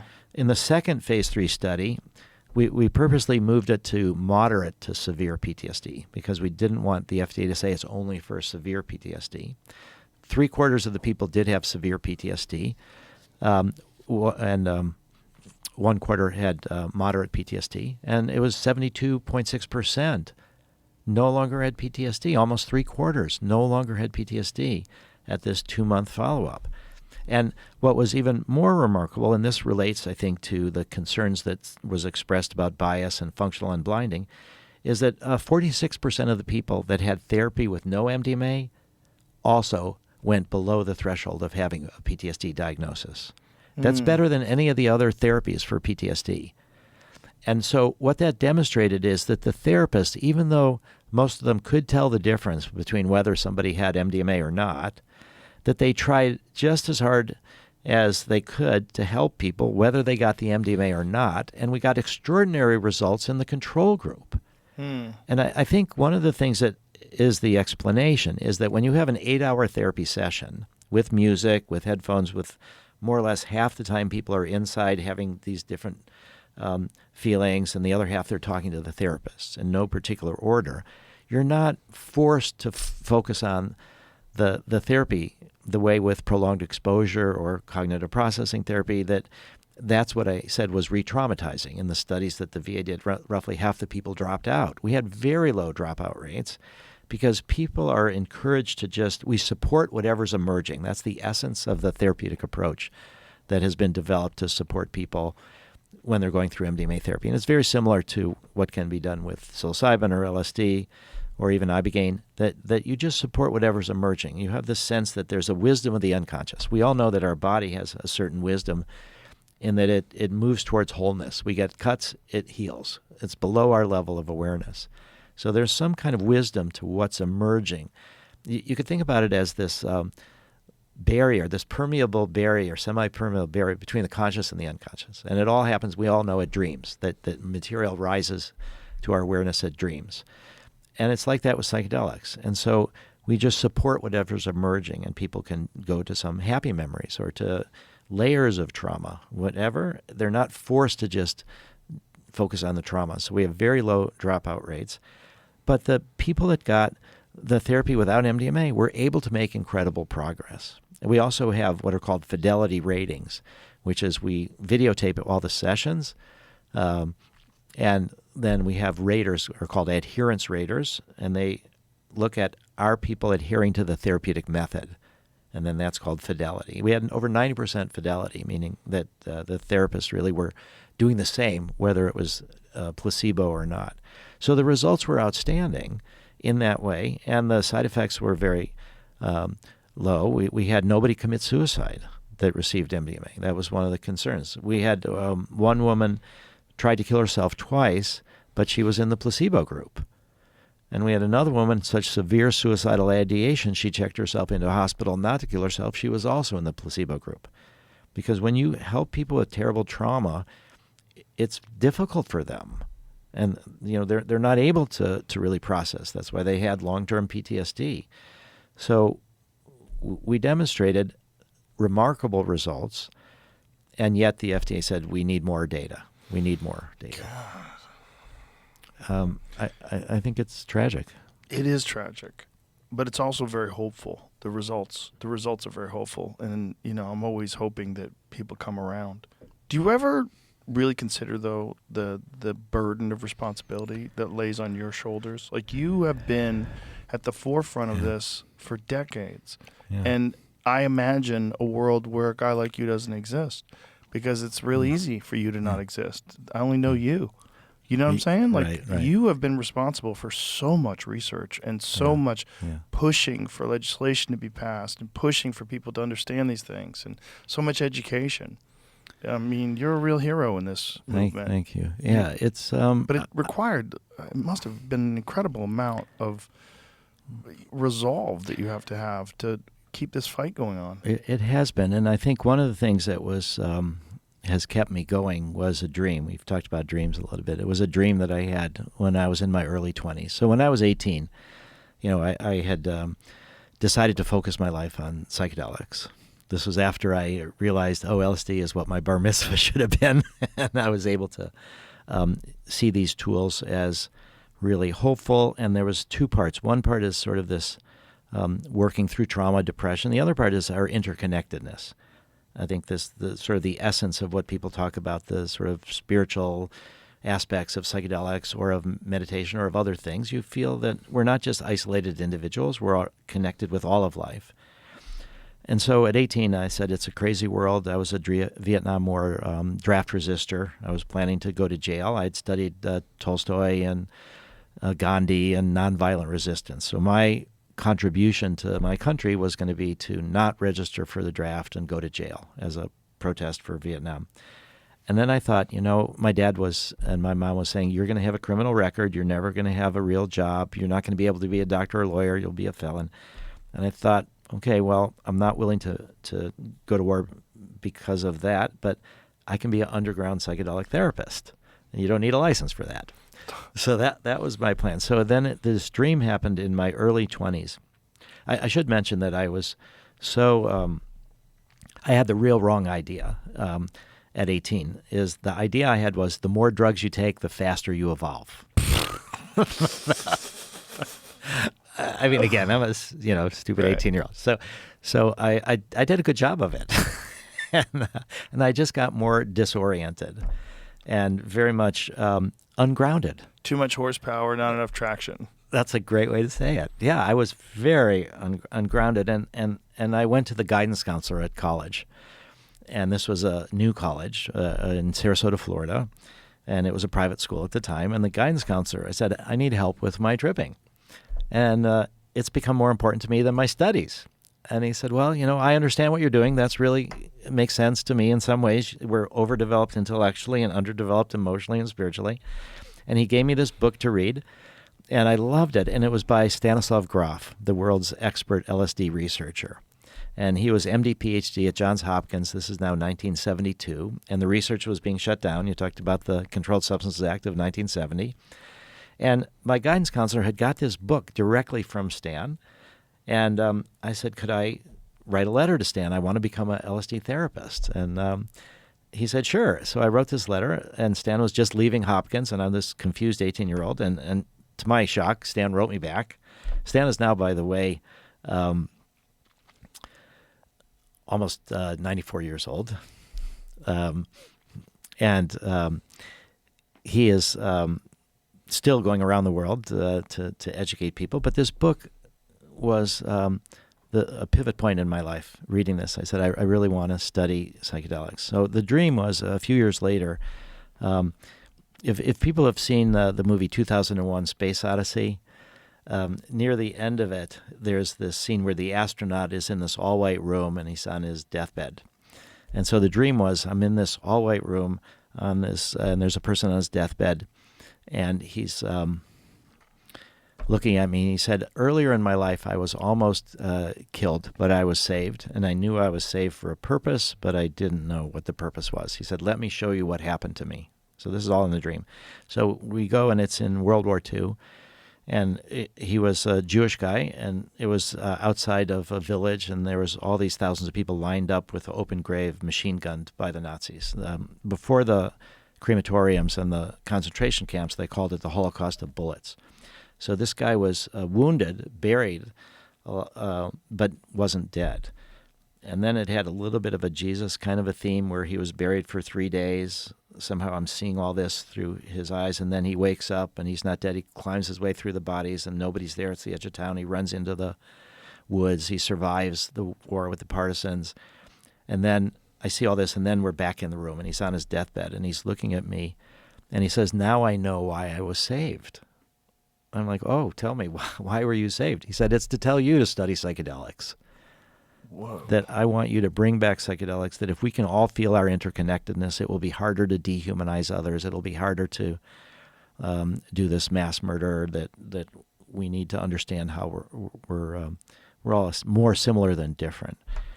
And I said, in my mind, again, in the dream, I said, I've already decided to do this. This is sort of reinforcing it. I will say yes, and you can die in peace. You will have carried this message. And then he dies in front of my arms, in front of my eyes. And then after he's dead, and then I'm thinking, what do I do next? And I walk out the room. And now I'm somehow or other on a stream. I'm sitting down watching the water go by. And then I noticed that there's this young boy sitting next to me. And I look at him and I realize I know him. In real life at the time, I had a big LSD stash, and I was worried about getting busted. And so his father was a friend of mine, and he stored my LSD stash at his house. And when I connected this guy with this little kid with LSD, then I woke up. Wow. So that's what's been a big motivator for me my entire life, and made it so that I don't feel that I've been able to just give up. It's like this sort of message from what humanity can do to each other if we don't really evolve in our consciousness. And so that's what's helped me to continue. I feel this enormous good fortune in that I was born in this generational. I won the generational lottery, is a way to say it. My great-grandparents on my mother's side were refugees from Russia, came to America in 1880, fleeing anti-Semitism. My father's father, my grandfather and grandmother, my grandfather fled from Poland in 1920, also from anti-Semitism. They arrive at America, and it's the American dream. And it actually, for on my mother's side, it was the classic rags to riches, because they had a rags business. And they turned it into a paper company. And so I was born in 1953, after the Holocaust, after World War II, and my parents were just so supportive, and my dad was a doctor, and I was told, we want to help you do whatever you want to do. And I felt like I was born at the height of American power, American exceptionalism. I was white. I was male. My family was well off.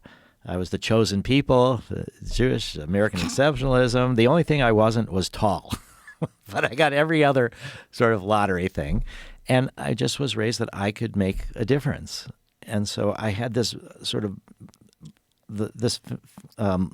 luxury. There's actually a Holocaust writer named Primo Levi, who was one of my father's heroes in a way. And he wrote something very interesting that I think has relevance to where we're at today in America.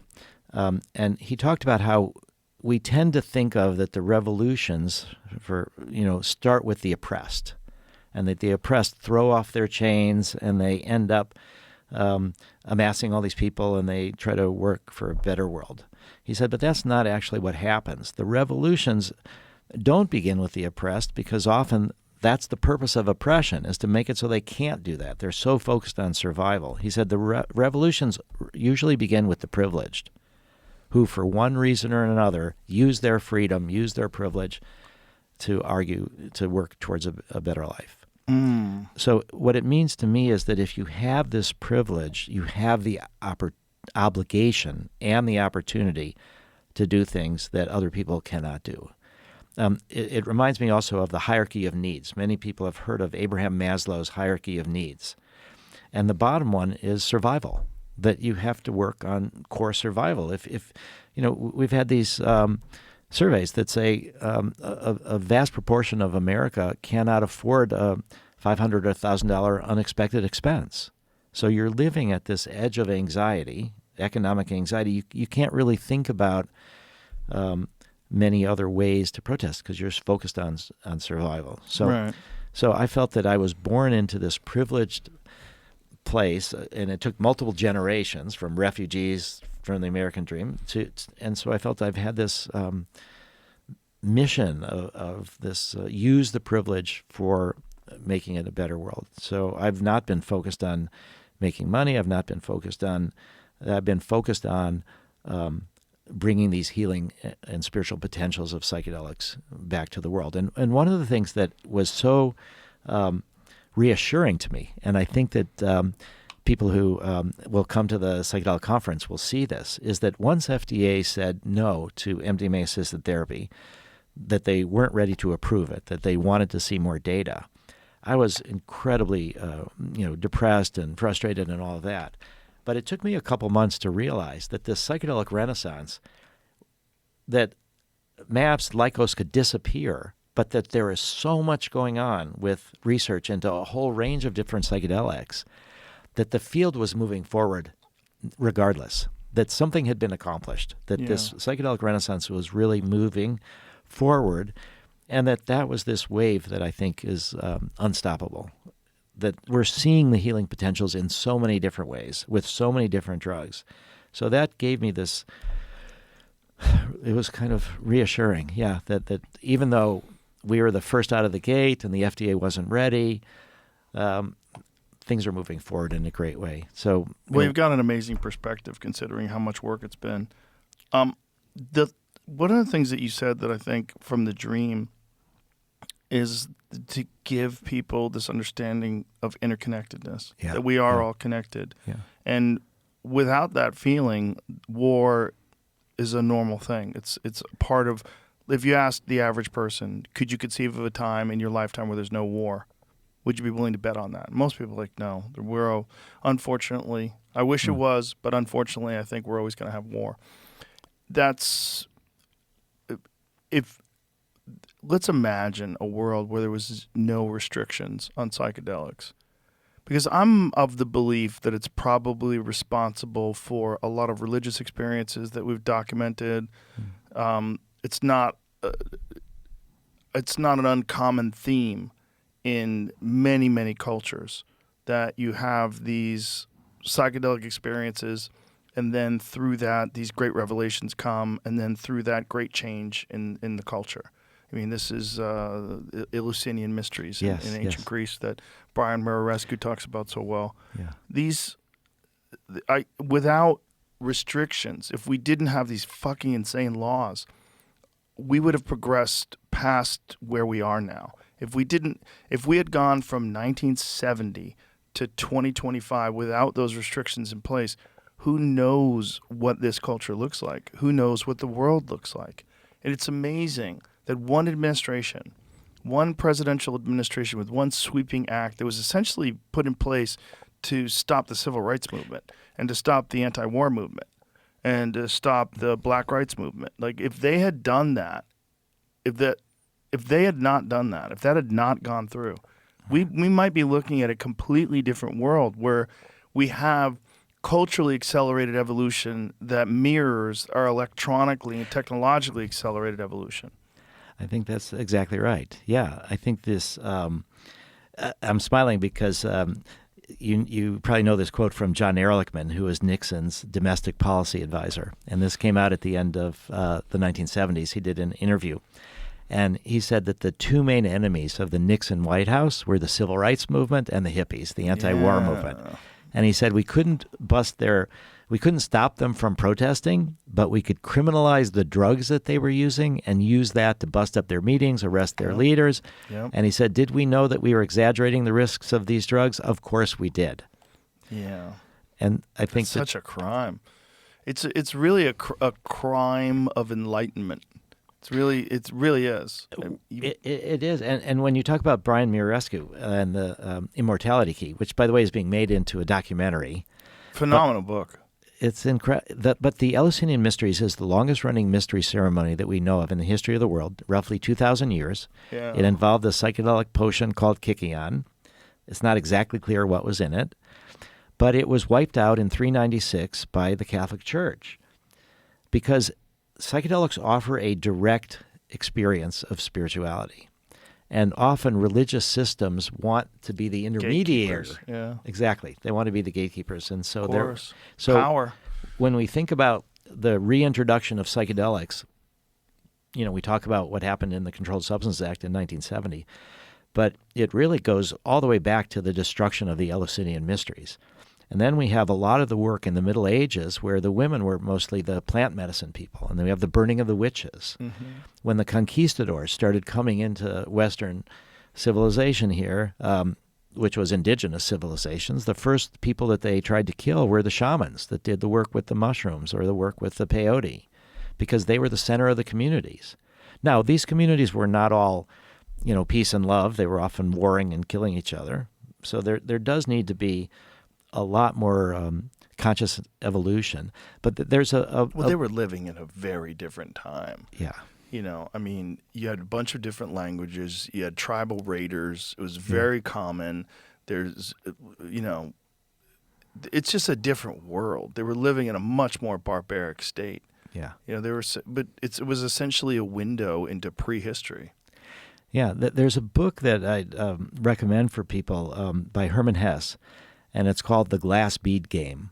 Magister Ludi, The Glass Bead Game. And it helped Hermann Hesse win the Nobel Prize for Literature, and he wrote it during World War II. And so there is these competitive energies that we have that often can lead to war. But the book was a post-apocalyptic culture that had decided to harness these competitive energies into what they called the glass bead game, which was this, it's a beautiful book, but the glass bead game was about a competition using poetry, mathematics, music, and philosophy to try to describe the universe. And they would have this different kind of who would be the most eloquent and the most comprehensive. And this was kind of the antidote to the competitiveness that led to this apocalypse. Huh. And he's writing this during World War II as well as this sort of idealistic, hopeful thing. But the other part of the book was that this game itself becomes a little bit too abstract, and it no longer harnesses the passions of the common people. It became more of this elite. And the head of it, the Magister Ludi, decides that he has to leave. So that there has to be some way that we do compete with each other, but we have to do it in a way to learn nonviolence. And our tools of technology are getting ever more destructive. The nuclear proliferation is taking more. So I ended my TED Talk with this, which was 2019. And interestingly enough, it took 6 years until Nolan Williams gave a talk on the main stage at TED about Ibogaine.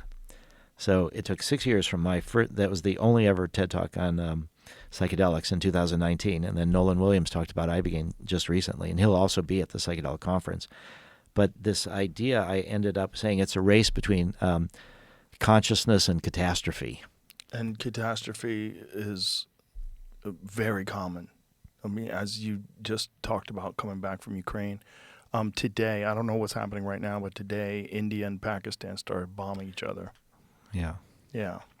Which is terrifying. 2 nuclear powers are sending missiles into each other's country. Yeah. What's going on with Israel and Palestine. I just want to mention something. So there are small groups of Israelis and Palestinians that are doing ayahuasca and MDMA together. So that in a way to emphasize their common humanity, but also to work through their traumas. And one of the most, I think, inspiring and motivating groups in Israel and Palestine is a group called Combatants for Peace. And so these are Israeli soldiers, or what would be called Palestinian terrorists, or those that had used violence on both sides, and they've given up violence for nonviolence. So it's a group called Combatants for Peace. And the Palestinian has been invited to come speak at Psychedelic Science, and he was denied a visa. Wow. He cannot come to our conference. We're trying to see if we can work behind the scenes. I don't know if we can, to get him a visa. But that this idea that we're... He's just because he's Palestinian? I don't know the exact reasons why. He did have a violent past, because that is the whole point of Combatants for Peace. They were Right. combatants. They're now leading this nonviolent approach to work together. So there's a incredible neuroscientist, Israeli neuroscientist, Lior Roseman, at Exeter University in England, that's done work with Israelis and Palestinians. And he's brought a bunch of them to Spain for an ayahuasca session, and with different measures of how you see the other. And once you do see this commonality, you don't see the other as so foreign from yourself, and you can recognize their pain. It's like a residual effect of tribal culture from the ancient times, that you had to other these people in order to commit horrific crimes, because they were going to commit horrific crimes on you. Yeah. You had to protect the people around you, and unfortunately that's baked into our genes. You reminded me of one of the more powerful for me statements, Adam Kinzinger, who's the Republican on the January 6th committee in the House to look at what happened on January 6th. He said that he's learned from his investigations that there's something that people are more scared of than death, and that's being kicked out of your tribe. That we're such social beings, that this idea that we would be isolated and alone, that's how you have a lot of these fundamentalist religions that keep take within them, because if you deviate, you get kicked out of the tribe, and they ostracize you. Yeah. So we're there's cultural things that mimic religions in that way. Yeah. And then you have the fundamentalists of all the religions. I think this is very true, that the fundamentalists of the different religions are closer to each other than they are to the mystics of their own religions. And the mystics of the religions are closer to the people who are other religions, because they see that it's all this common reality, but that we have different symbols, different stories that we tell, but but it's all about this combination of us being both interconnected and also extremely individual. I think this other part is that the more you realize how we're all essentially more similar. I mean, look at our DNA is very similar to some animal DNA. There's very slight differences. We are, and then when you talk about humans, so different skin color, different things, our commonalities are really more. But once you can kind of understand that, hopefully then you can be more willing to appreciate the differences. So it's this paradoxical thing where that the more you realize we're interconnected, the more you can appreciate the unique individuality of every person. Yeah. I think what you brought up about the suspension of the Eleusinian mysteries, that's just so important, that kind of tactic has always existed, because the psychotic people in power want to maintain their control over the population, and it's very difficult to do. It's very difficult to get people to fight each other when they're all tripping together. Yeah. And they're like, oh, there's something more to this. Like, we're missing out on a giant piece of this puzzle. And it's like, there's these tools that are available to humanity that can elevate us. And yet these tools are, by tyrants, are being kept from people. Not just kept from people, but as you're talking about with Nixon's advisor, openly discussed how they lied and used propaganda to pretend that the effects were far worse than they really were. Yeah. And I think that it's, again, really important to say that the tools are in some ways less important than the context within which they're used. So the social context. So, for example, religions often cozy up to the people in power. So there's an ayahuasca church, the União de Vegetal, and they came from Brazil. They actually went to the U.S. Supreme Court and got approval for practicing ayahuasca in the United States. But they're a syncretic religion, meaning that in order for them to survive, they had to merge with the church. So they've become patriarchal, homophobic, hierarchical, and some of the leaders of the União de Vegetal aligned with Bolsonaro, who was about destroying the Amazon. So that the tools themselves don't automatically make you a better person. It's the context. So it's the same way in therapy, that you can have these experiences, but it's the context in which you interpret them, and then it's the integration work that you do after that really makes the most sense. So that you can have psychedelic experiences, but if it's not in this sort of therapeutic context where you're really open to deal with the different issues and things, fears of death, things that come up.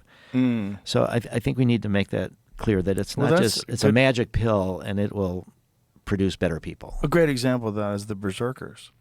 Yeah. The Vikings took mushrooms before they killed everybody. Yes. So it doesn't always make you a better person. It really, and again, context of the culture and the times, a barbaric time. You know? Yeah. Have we talked about McKenna's stoned ape theory before? No, we haven't. What is your perspective on that idea? Well, what he's basically saying is that it's a real good chance that early monkeys and stuff would experiment with whatever they could around them to eat, and that they would eat mushrooms, and that mushrooms then elevated their consciousness, started helping develop language. I think it's plausible. I mean, I don't know that we'll know for sure. Have you heard Dennis describe it? Dennis, I think, does an even better job of describing it than Terrence, because Yeah. Dennis is like a legitimate hardcore scientist. Yes. And he explains how psilocybin would interact with the brain and glossolalia and all these different effects that could come out of it. And then that psilocybin is known for helping regrow neural tissue. Yes, Right? that's what I talked about, this neuroplasticity Right. and this, that Gould Dolan's talking about, these opening these critical periods. Yes. Because part of the theory is taking into consideration the doubling of the human brain size over a period of 2 million years. That it's this very extraordinary development. And, many biologists call it the biggest mystery in the entire fossil record. Like, what happened? And McKenna's perspective was, I think I know. I mean, it makes sense because he applied what we know about the climate back then. The climate was changing and that these rainforests were receding into grasslands, which would make a lot more ungulates. Yeah. Ungulates were pooping everywhere, mushrooms growing cow poop. Bam, bam, bam. Yeah. And you got all these pieces together. And then the fact that it would increase visual acuity and low doses. It'd make people more, pre-human hominids more amorous. They make them more likely to mate. Make them better hunters because it improves their vision. Also make them more creative, so they'd probably develop new ways to hunt and fish. So they would survive more. They'd have more resources, more food, more protein. They'd grow bigger and stronger, and then their brains are developing because they're eating these mushrooms. And I think there's that's plausible. But I think then what does that mean for us today is that I do think that the psychedelic experiences could be part of this next sort of evolution of humanity to make us more collaborative and peaceful to deal with the incredible technologies that we're developing. Yeah. That Einstein had this great quote. He said, "The splitting of the atom has changed everything except our mode of thinking, and hence we are drifting towards unparalleled catastrophe. What shall be required if mankind is to survive is a whole new mode of thinking." Ugh. And what is that new mode of thinking? It's sort of how we're interconnected. It's what the astronauts have said. So I think we should say that this doesn't depend on psychedelics. The astronauts who've been up in space look back and see the Earth as a whole thing. Well, that's got to be a psychedelic experience. Just seeing Earth from the stars, not from the stars, but from space, looking down, and seeing like the nonsense of these imaginary lines that we put on the ground. Yeah, you don't see the borders, you don't see the religions, you just see that this is one really unique planet that we've all grown up from, and it's produced all this life, and we're all interconnected. But then there's this thought process that the conflict and the evil is important to sort of strengthen and encourage the good, and that this is all a part of this evolutionary process that the human race is going through, and that almost in the face of this catastrophe is where real change comes. And then we kind of have to understand that evil and terrible behavior is a real thing. And and have some mad search for the tools to mitigate these problems. And so it encourages people like yourself. It encourages people to try to figure these things out using these tools which are right under our nose that have been here for thousands of years. Yeah, I mean, people say that the stars burn brighter because they're surrounded by darkness. Yeah. But That's the weird thing about the human race. It's like, it seems like that has to be there. You have to get rained on to appreciate a sunny day. Well, there's an incredible quote from Carl Jung, so this Jungian psychology. And what he said was that we need to study more about humanity. We need to study how we operate. He said, because the only real danger that exists is man himself. That we are able to deal with all these things. We said we know virtually nothing about man.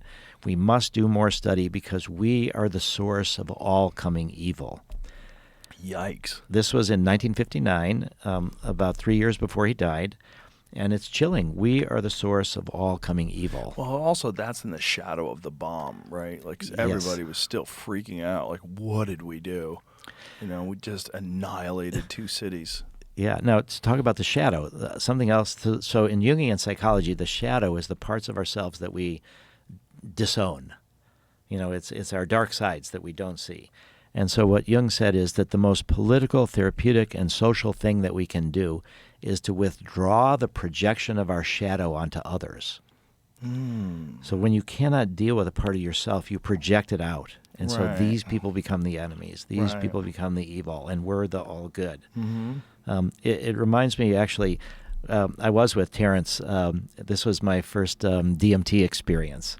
So this is about 40 years ago. This was at Esalen at Big Sur.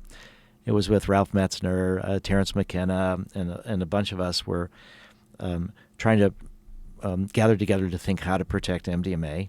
And one evening, we all were trying DMT. So not 5-MeO DMT, but DMT. And you smoke it in a pipe. It's like 10 or 15 minutes. And then you just go out, and then you come back and share what happened, and then you pass the pipe to the next person. So it's like a 3-4 hour process with this group. And so for me, my first experience with DMT was so the first thing I saw was this horizontal line. And then I saw a vertical line. And then it turned red, and then it turned into cubes, and then it turned into like an M.C. Escher painting where the space doesn't seem to make sense anymore. And then I was blasted into this other universe, but I was blasted out of myself into the universe. And I felt like I was part of everything, and everything was part of me, and it was this glorious billions of years of evolution, and I went through all of this. But then after all of that, finally I had this idea that if I'm part of everything and everything part of me, then Hitler is part of me too. And it was shattering, but it was true. You can't claim to be part of everything and only take the good parts. Right. And it just was a shocker to me that this logic brought me to this, and it was really, really shattering. And it took me this whole day to start working on that. And then the very next day, and this gets back a little bit to legalization, the next day, and to MAPS's political strategy, the next day we experimented with ketamine. All right, so in my ketamine experience, somehow or other, I was above and behind Hitler because, the Holocaust had been this animating idea for me in my whole life. So I'm above and behind Hitler.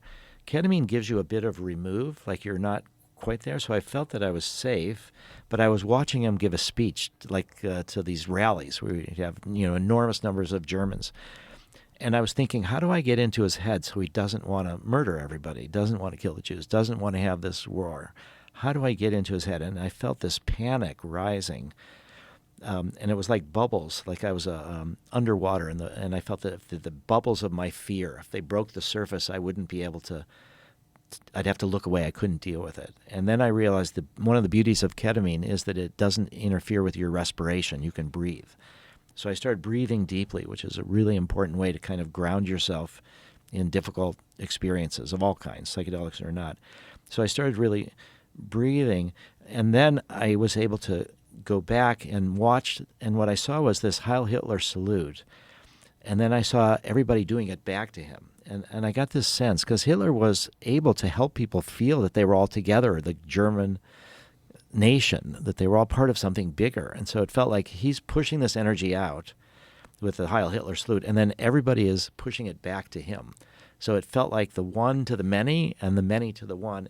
And then it was like vibrations going up and up and up, like this kind of unity between him and the people. And it just was terrifying. And then I realized that there's no way I can get into his head.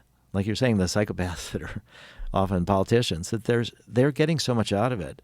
But it's the people giving away their power that I thought that's where the solution has to be. So MAPS is about mass mental health, about a spiritualized humanity.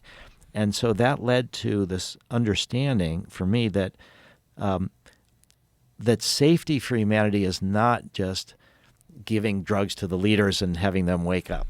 It's about anchoring mass mental health, and that the people that are giving away their power are getting less from it than the people that are amassing all this power. So that led to this idea: we need to medicalize, we need to to produce real scientific evidence about benefits and risks, but at the same time, there needs to be drug policy reform where we need access to people, in a way, preventative medicine, or if they don't have a diagnosis, so that it's this two parallel paths. One is science and medicine, the other is drug policy reform. And then we talked about earlier about educating young people. We need honest drug education. people have died from taking ecstasy contaminated with fentanyl. We need pure drugs. We need peer support, treatment on demand. But I think the drug war is so counterproductive that if we could just turn a switch, it would be worth it. Yeah. But we need to really anchor and build kind of a healthier culture and healthier people. But it has to be a sort of masses rather than just individuals. Have you read Blitzed by Norman Ohler? I have not. We have it right over there, right? Don't we have it over there? Is it in the other room? Phenomenal book on the drug use by the Nazis. Ah. It's all about meth. Yes, They were all yeah. methed out of their fucking minds, which Yes. is like the wrong drugs can ruin everything. Yeah. And that whole experience of being a part of something and everyone's on amphetamines. Yeah. I mean, what the fuck? They were giving them out to the soldiers. That's how they got them to go through Poland in 3 days. It's a phenomenal book, but just crazy when you think about how history was changed, and a large part of the way it was accepted was because everybody was methed up. Just Yeah. on the wrong. I mean, imagine if Hitler was dosing out everybody with mushrooms. Right. They would have been like, "Hold on, like, why are we in Poland? What the fuck are we doing? I'm not killing anybody. What is this? This is crazy. I gotta get out of this country." Like, people just abandon ship. It's just the worst drugs are the ones that are always pushed by the tyrants, and I think Blitzed is a perfect example of that. The Nazi administration, what the Nazi government was doing, giving their soldiers, giving the people in the tanks got the most meth because they had to be at the front lines. It's a crazy book, man. It just makes you think, like, what does that look like if no meth is there? Does this all get worked out way in advance? Does this never happen? Does the Holocaust never take place? Like, what would have been like with no meth? Yeah, and it promotes aggression as well. Oh yeah, yeah. I mean, they went through Poland in 3 days with no sleep. Yeah. Just killing everybody. And then these French soldiers are all drinking. They were given like a liter of wine every day. Wow. And they're drunk and silly. And then the methed up Nazis show up and like, what the fuck? Well, and you talked about the berserkers. Yeah. I mean, it's- yeah. But that's the crazy thing is the berserkers were taking mushrooms, right? Do we think they Amanita. were taking Amanita? Yeah. And the difference between, well, did they also take psilocybin sometimes? Probably. I'm not sure. Yeah, I think that was a part of the Nazi lore, the Viking lore as well. The Viking lore did Vikings find that out? Would they just take, because Amanita's a weird one, right?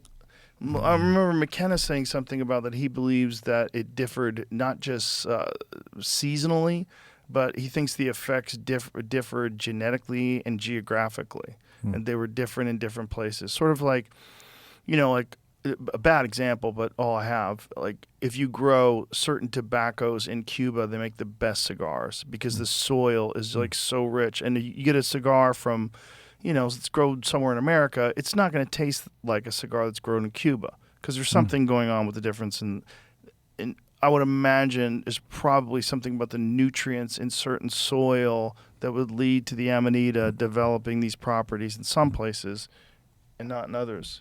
Yeah, Amanita muscaria. No definitive evidence of a specific mushrooms Vikings regularly consumed, though some scholars propose they may have used mushrooms for hallucinogenic purposes. Most cited examples fly agaric mushroom, Amanita muscaria, which some believe may have been the Vedic soma, a sacred drink described in ancient texts. There's also speculation about other hallucinogenic compounds like psilocybin cubensis, so psilocybin mushrooms being used. So they might have as well. The Amanita muscaria is the weird one, though, right? Yeah. Actually, in Ukraine, they've had some people have developed Amanita and taken out some of the more toxins, and in low doses they use it for sleep. Oh, wow. Amazing. Also, I've just been in touch with some very well politically connected scientists in India, and they don't think that Amanita is actually soma. What do they think soma was? They don't know. But why do they not think it was Amanita then? Because of the experiences that they've been able to sort of track the way they describe it and the way people have described it before. Well, there's probably a bunch of undiscovered psychedelics, right? Like from the past, at least? It very well could be. Well, we don't even actually know what was in the Kikion from the Eleusis. We think that it might have something to do with ergot Right. and LSD-like This things. article about it, actually from Netflix, about the show Vikings, talks about how the Amanita might have not actually made them berserkers, and it was something else doing it. Well, it says, if anything, fly agaric would have made them particularly worthless warriors, since the side effects included drowsiness, vomiting, muscle spasms, and numbness in arms and legs. Rather, it's more like berserkers were getting high off henbane. What is henbane? Henbane is actually it was used in the Middle Ages by a lot of the witches. It's very, I think it's like Important herb for Viking and Druid rituals connected to witchcraft. Whoa. Black henbane. Nightshade. yeah, Interesting. nightshade. Nightshade. I thought that was a poison. Yeah. It can be in doses. Yeah. Interesting. So the Amanita muscaria one, though, I always go back to the sacred mushroom and the cross, because that was what John Marco Allegro believed was the early days of Christianity. They were consuming that. Yeah. But isn't it a strange one that you don't hear about people having like these breakthrough experiences on Amanita? No, you don't. You don't. And you saw one of those side effects was drowsiness. Right. So that sort of relates to what they've done with low doses With of sleep. Amanita for sleep. Yeah, makes sense. It's just I've always been puzzled by that one because it does appear in so many shamanic rituals. It appears in the old depictions of Christmas and Santa Claus, and all the Christmas used to have like little elves and the Amanita. I always wonder, like, was the Amanita different back then? Like what was going on? Like what happened? I don't know how you find that out. I mean, you can probably do some genetic studies to see how long these genes that are in Amanita have persisted. And yeah, I'm not sure. I mean, but it's pretty clear that, at least from a lot of these Indian scholars, that Amanita is not soma, but they don't know what it is. Interesting. Yeah, the ergot thing is very interesting, right? Because ergot has similar effects to LSD. Yeah. And so the Eleusinian mysteries, I think it's only, right now it's been confirmed from, I think it was just one or two vessels, these pottery vessels that they found traces of ergot. Yeah, I mean, that's unbelievable. Again, this just illustrates how far advanced our science has become, way over our spiritual and emotional development. You're able to look at thousands-of-year-old vessels and get microscopic traces of what was in them. Crazy. Yeah. Well, at least it lets you know, okay, now it makes sense that that's how they figured out democracy. Well, the Greeks are the home of democracy. I mean, and also, like, just this astounding culture that emerged and how much of it was connected to that. And then the people in power were like, yeah, we're going to shut that down. We don't like this aspect of you guys are a little too hard to control, a little too hard to propagandize. You don't need the intermediaries. Yes. And we want the taxes. We want to tell you what. Exactly. And so I think this gets back to one of the earlier points you made about it, do I get frustrated? Yeah. Which is to realize that this is actually thousands of years plus of the suppression of psychedelics. And also, you said something earlier, how quick 100 years goes by. Yeah. So what if something takes a couple generations? That's okay. I think one of the things I like to say is that if your goals are something that you can accomplish in your own lifetime, they're too small. We need to have like multi-generational goals. I grew up outside of Chicago, and there's this Baha'i temple. So the Baha'i religion is emerged out of Islam, but it's more of a universal religion, and they're suppressed a lot in the Islamic countries. But there was this temple that they built outside of Chicago, this beautiful temple, but it took 3 generations to build it. And when you're a little kid and thinking about it, I'm like, how could they even plan ahead? How could they even have hope why would they even start something that they didn't even know would ever be finished? Right. But that now it's one of the most beautiful temples in the world. And so I think this process of elevating consciousness in humanity so we can learn how to live together and not destroy the planet is however long it happens to take. So if things take longer than I thought, That's a great attitude. yeah. Well, I think you have to have that attitude. But you're always so happy. Every time I meet you, you're always smiling. You're always happy. Well, I'm not in jail. There you go. You're not dead. You're not crippled. Yeah, there's a lot of, you're not unhealthy. Yeah, and A lot of positives. I think the hope that we had that FDA would approve. Well, they didn't. So, do you just give up? Right. No, you just Keep on trucking. keep on trucking. Yeah. Well, Yeah. thank you for what you do, man. I very want important. to add one thing about the conference, just Please. to say that it's going to be really, really fun. It's going to be, if people come to it, 500 speakers. 500 speakers, thousands of people, all sorts of ways the psychedelic community is going to be coming together. Do you have a website? Psychedelicscience.org or maps.org. There's actually There it going to be a Ooh, look at that. if you That's put cool. What is that thing spinning around? a molecule. That's a molecule. But if you put Rogan dope. in when you want to register, there's a 15% discount Oh, great. to go to the conference. We also have this. We have 10 different stages. We have all different tracks for different kinds of interests. We also have this project called Music is the Bridge. And so we have various people are coming up with the music that they would listen to during a psychedelic experience. Oh, like Icaros. Icaros, very much. Yeah. Yeah. So there's going to be concerts, music, all sorts of things connected to this conference, and it's also lots of opportunities for networking and because again, for me, even though MAPS has been focused on MDMA, what it's really about is the psychedelic renaissance. So I don't see the psilocybin or the ibogaine or anything as competition. We want the psychedelic therapists of the future to be cross-trained in all the different drugs, and then to be able to customize the treatment for each person. And that's what we're hoping to develop. And one more time, what are the dates and where is this? It's June 16th to the 20th. It's coming up next month, and it's in Denver. It's at the Colorado Convention Center. We have That's a big place. Bessel Van. Oh, yeah. Last time we did this is 2023. We had 12,400 people. Whoa. It was astonishing. It was... yeah. Must have been the nicest people, too. Oh, it was so hopeful, and it was magical.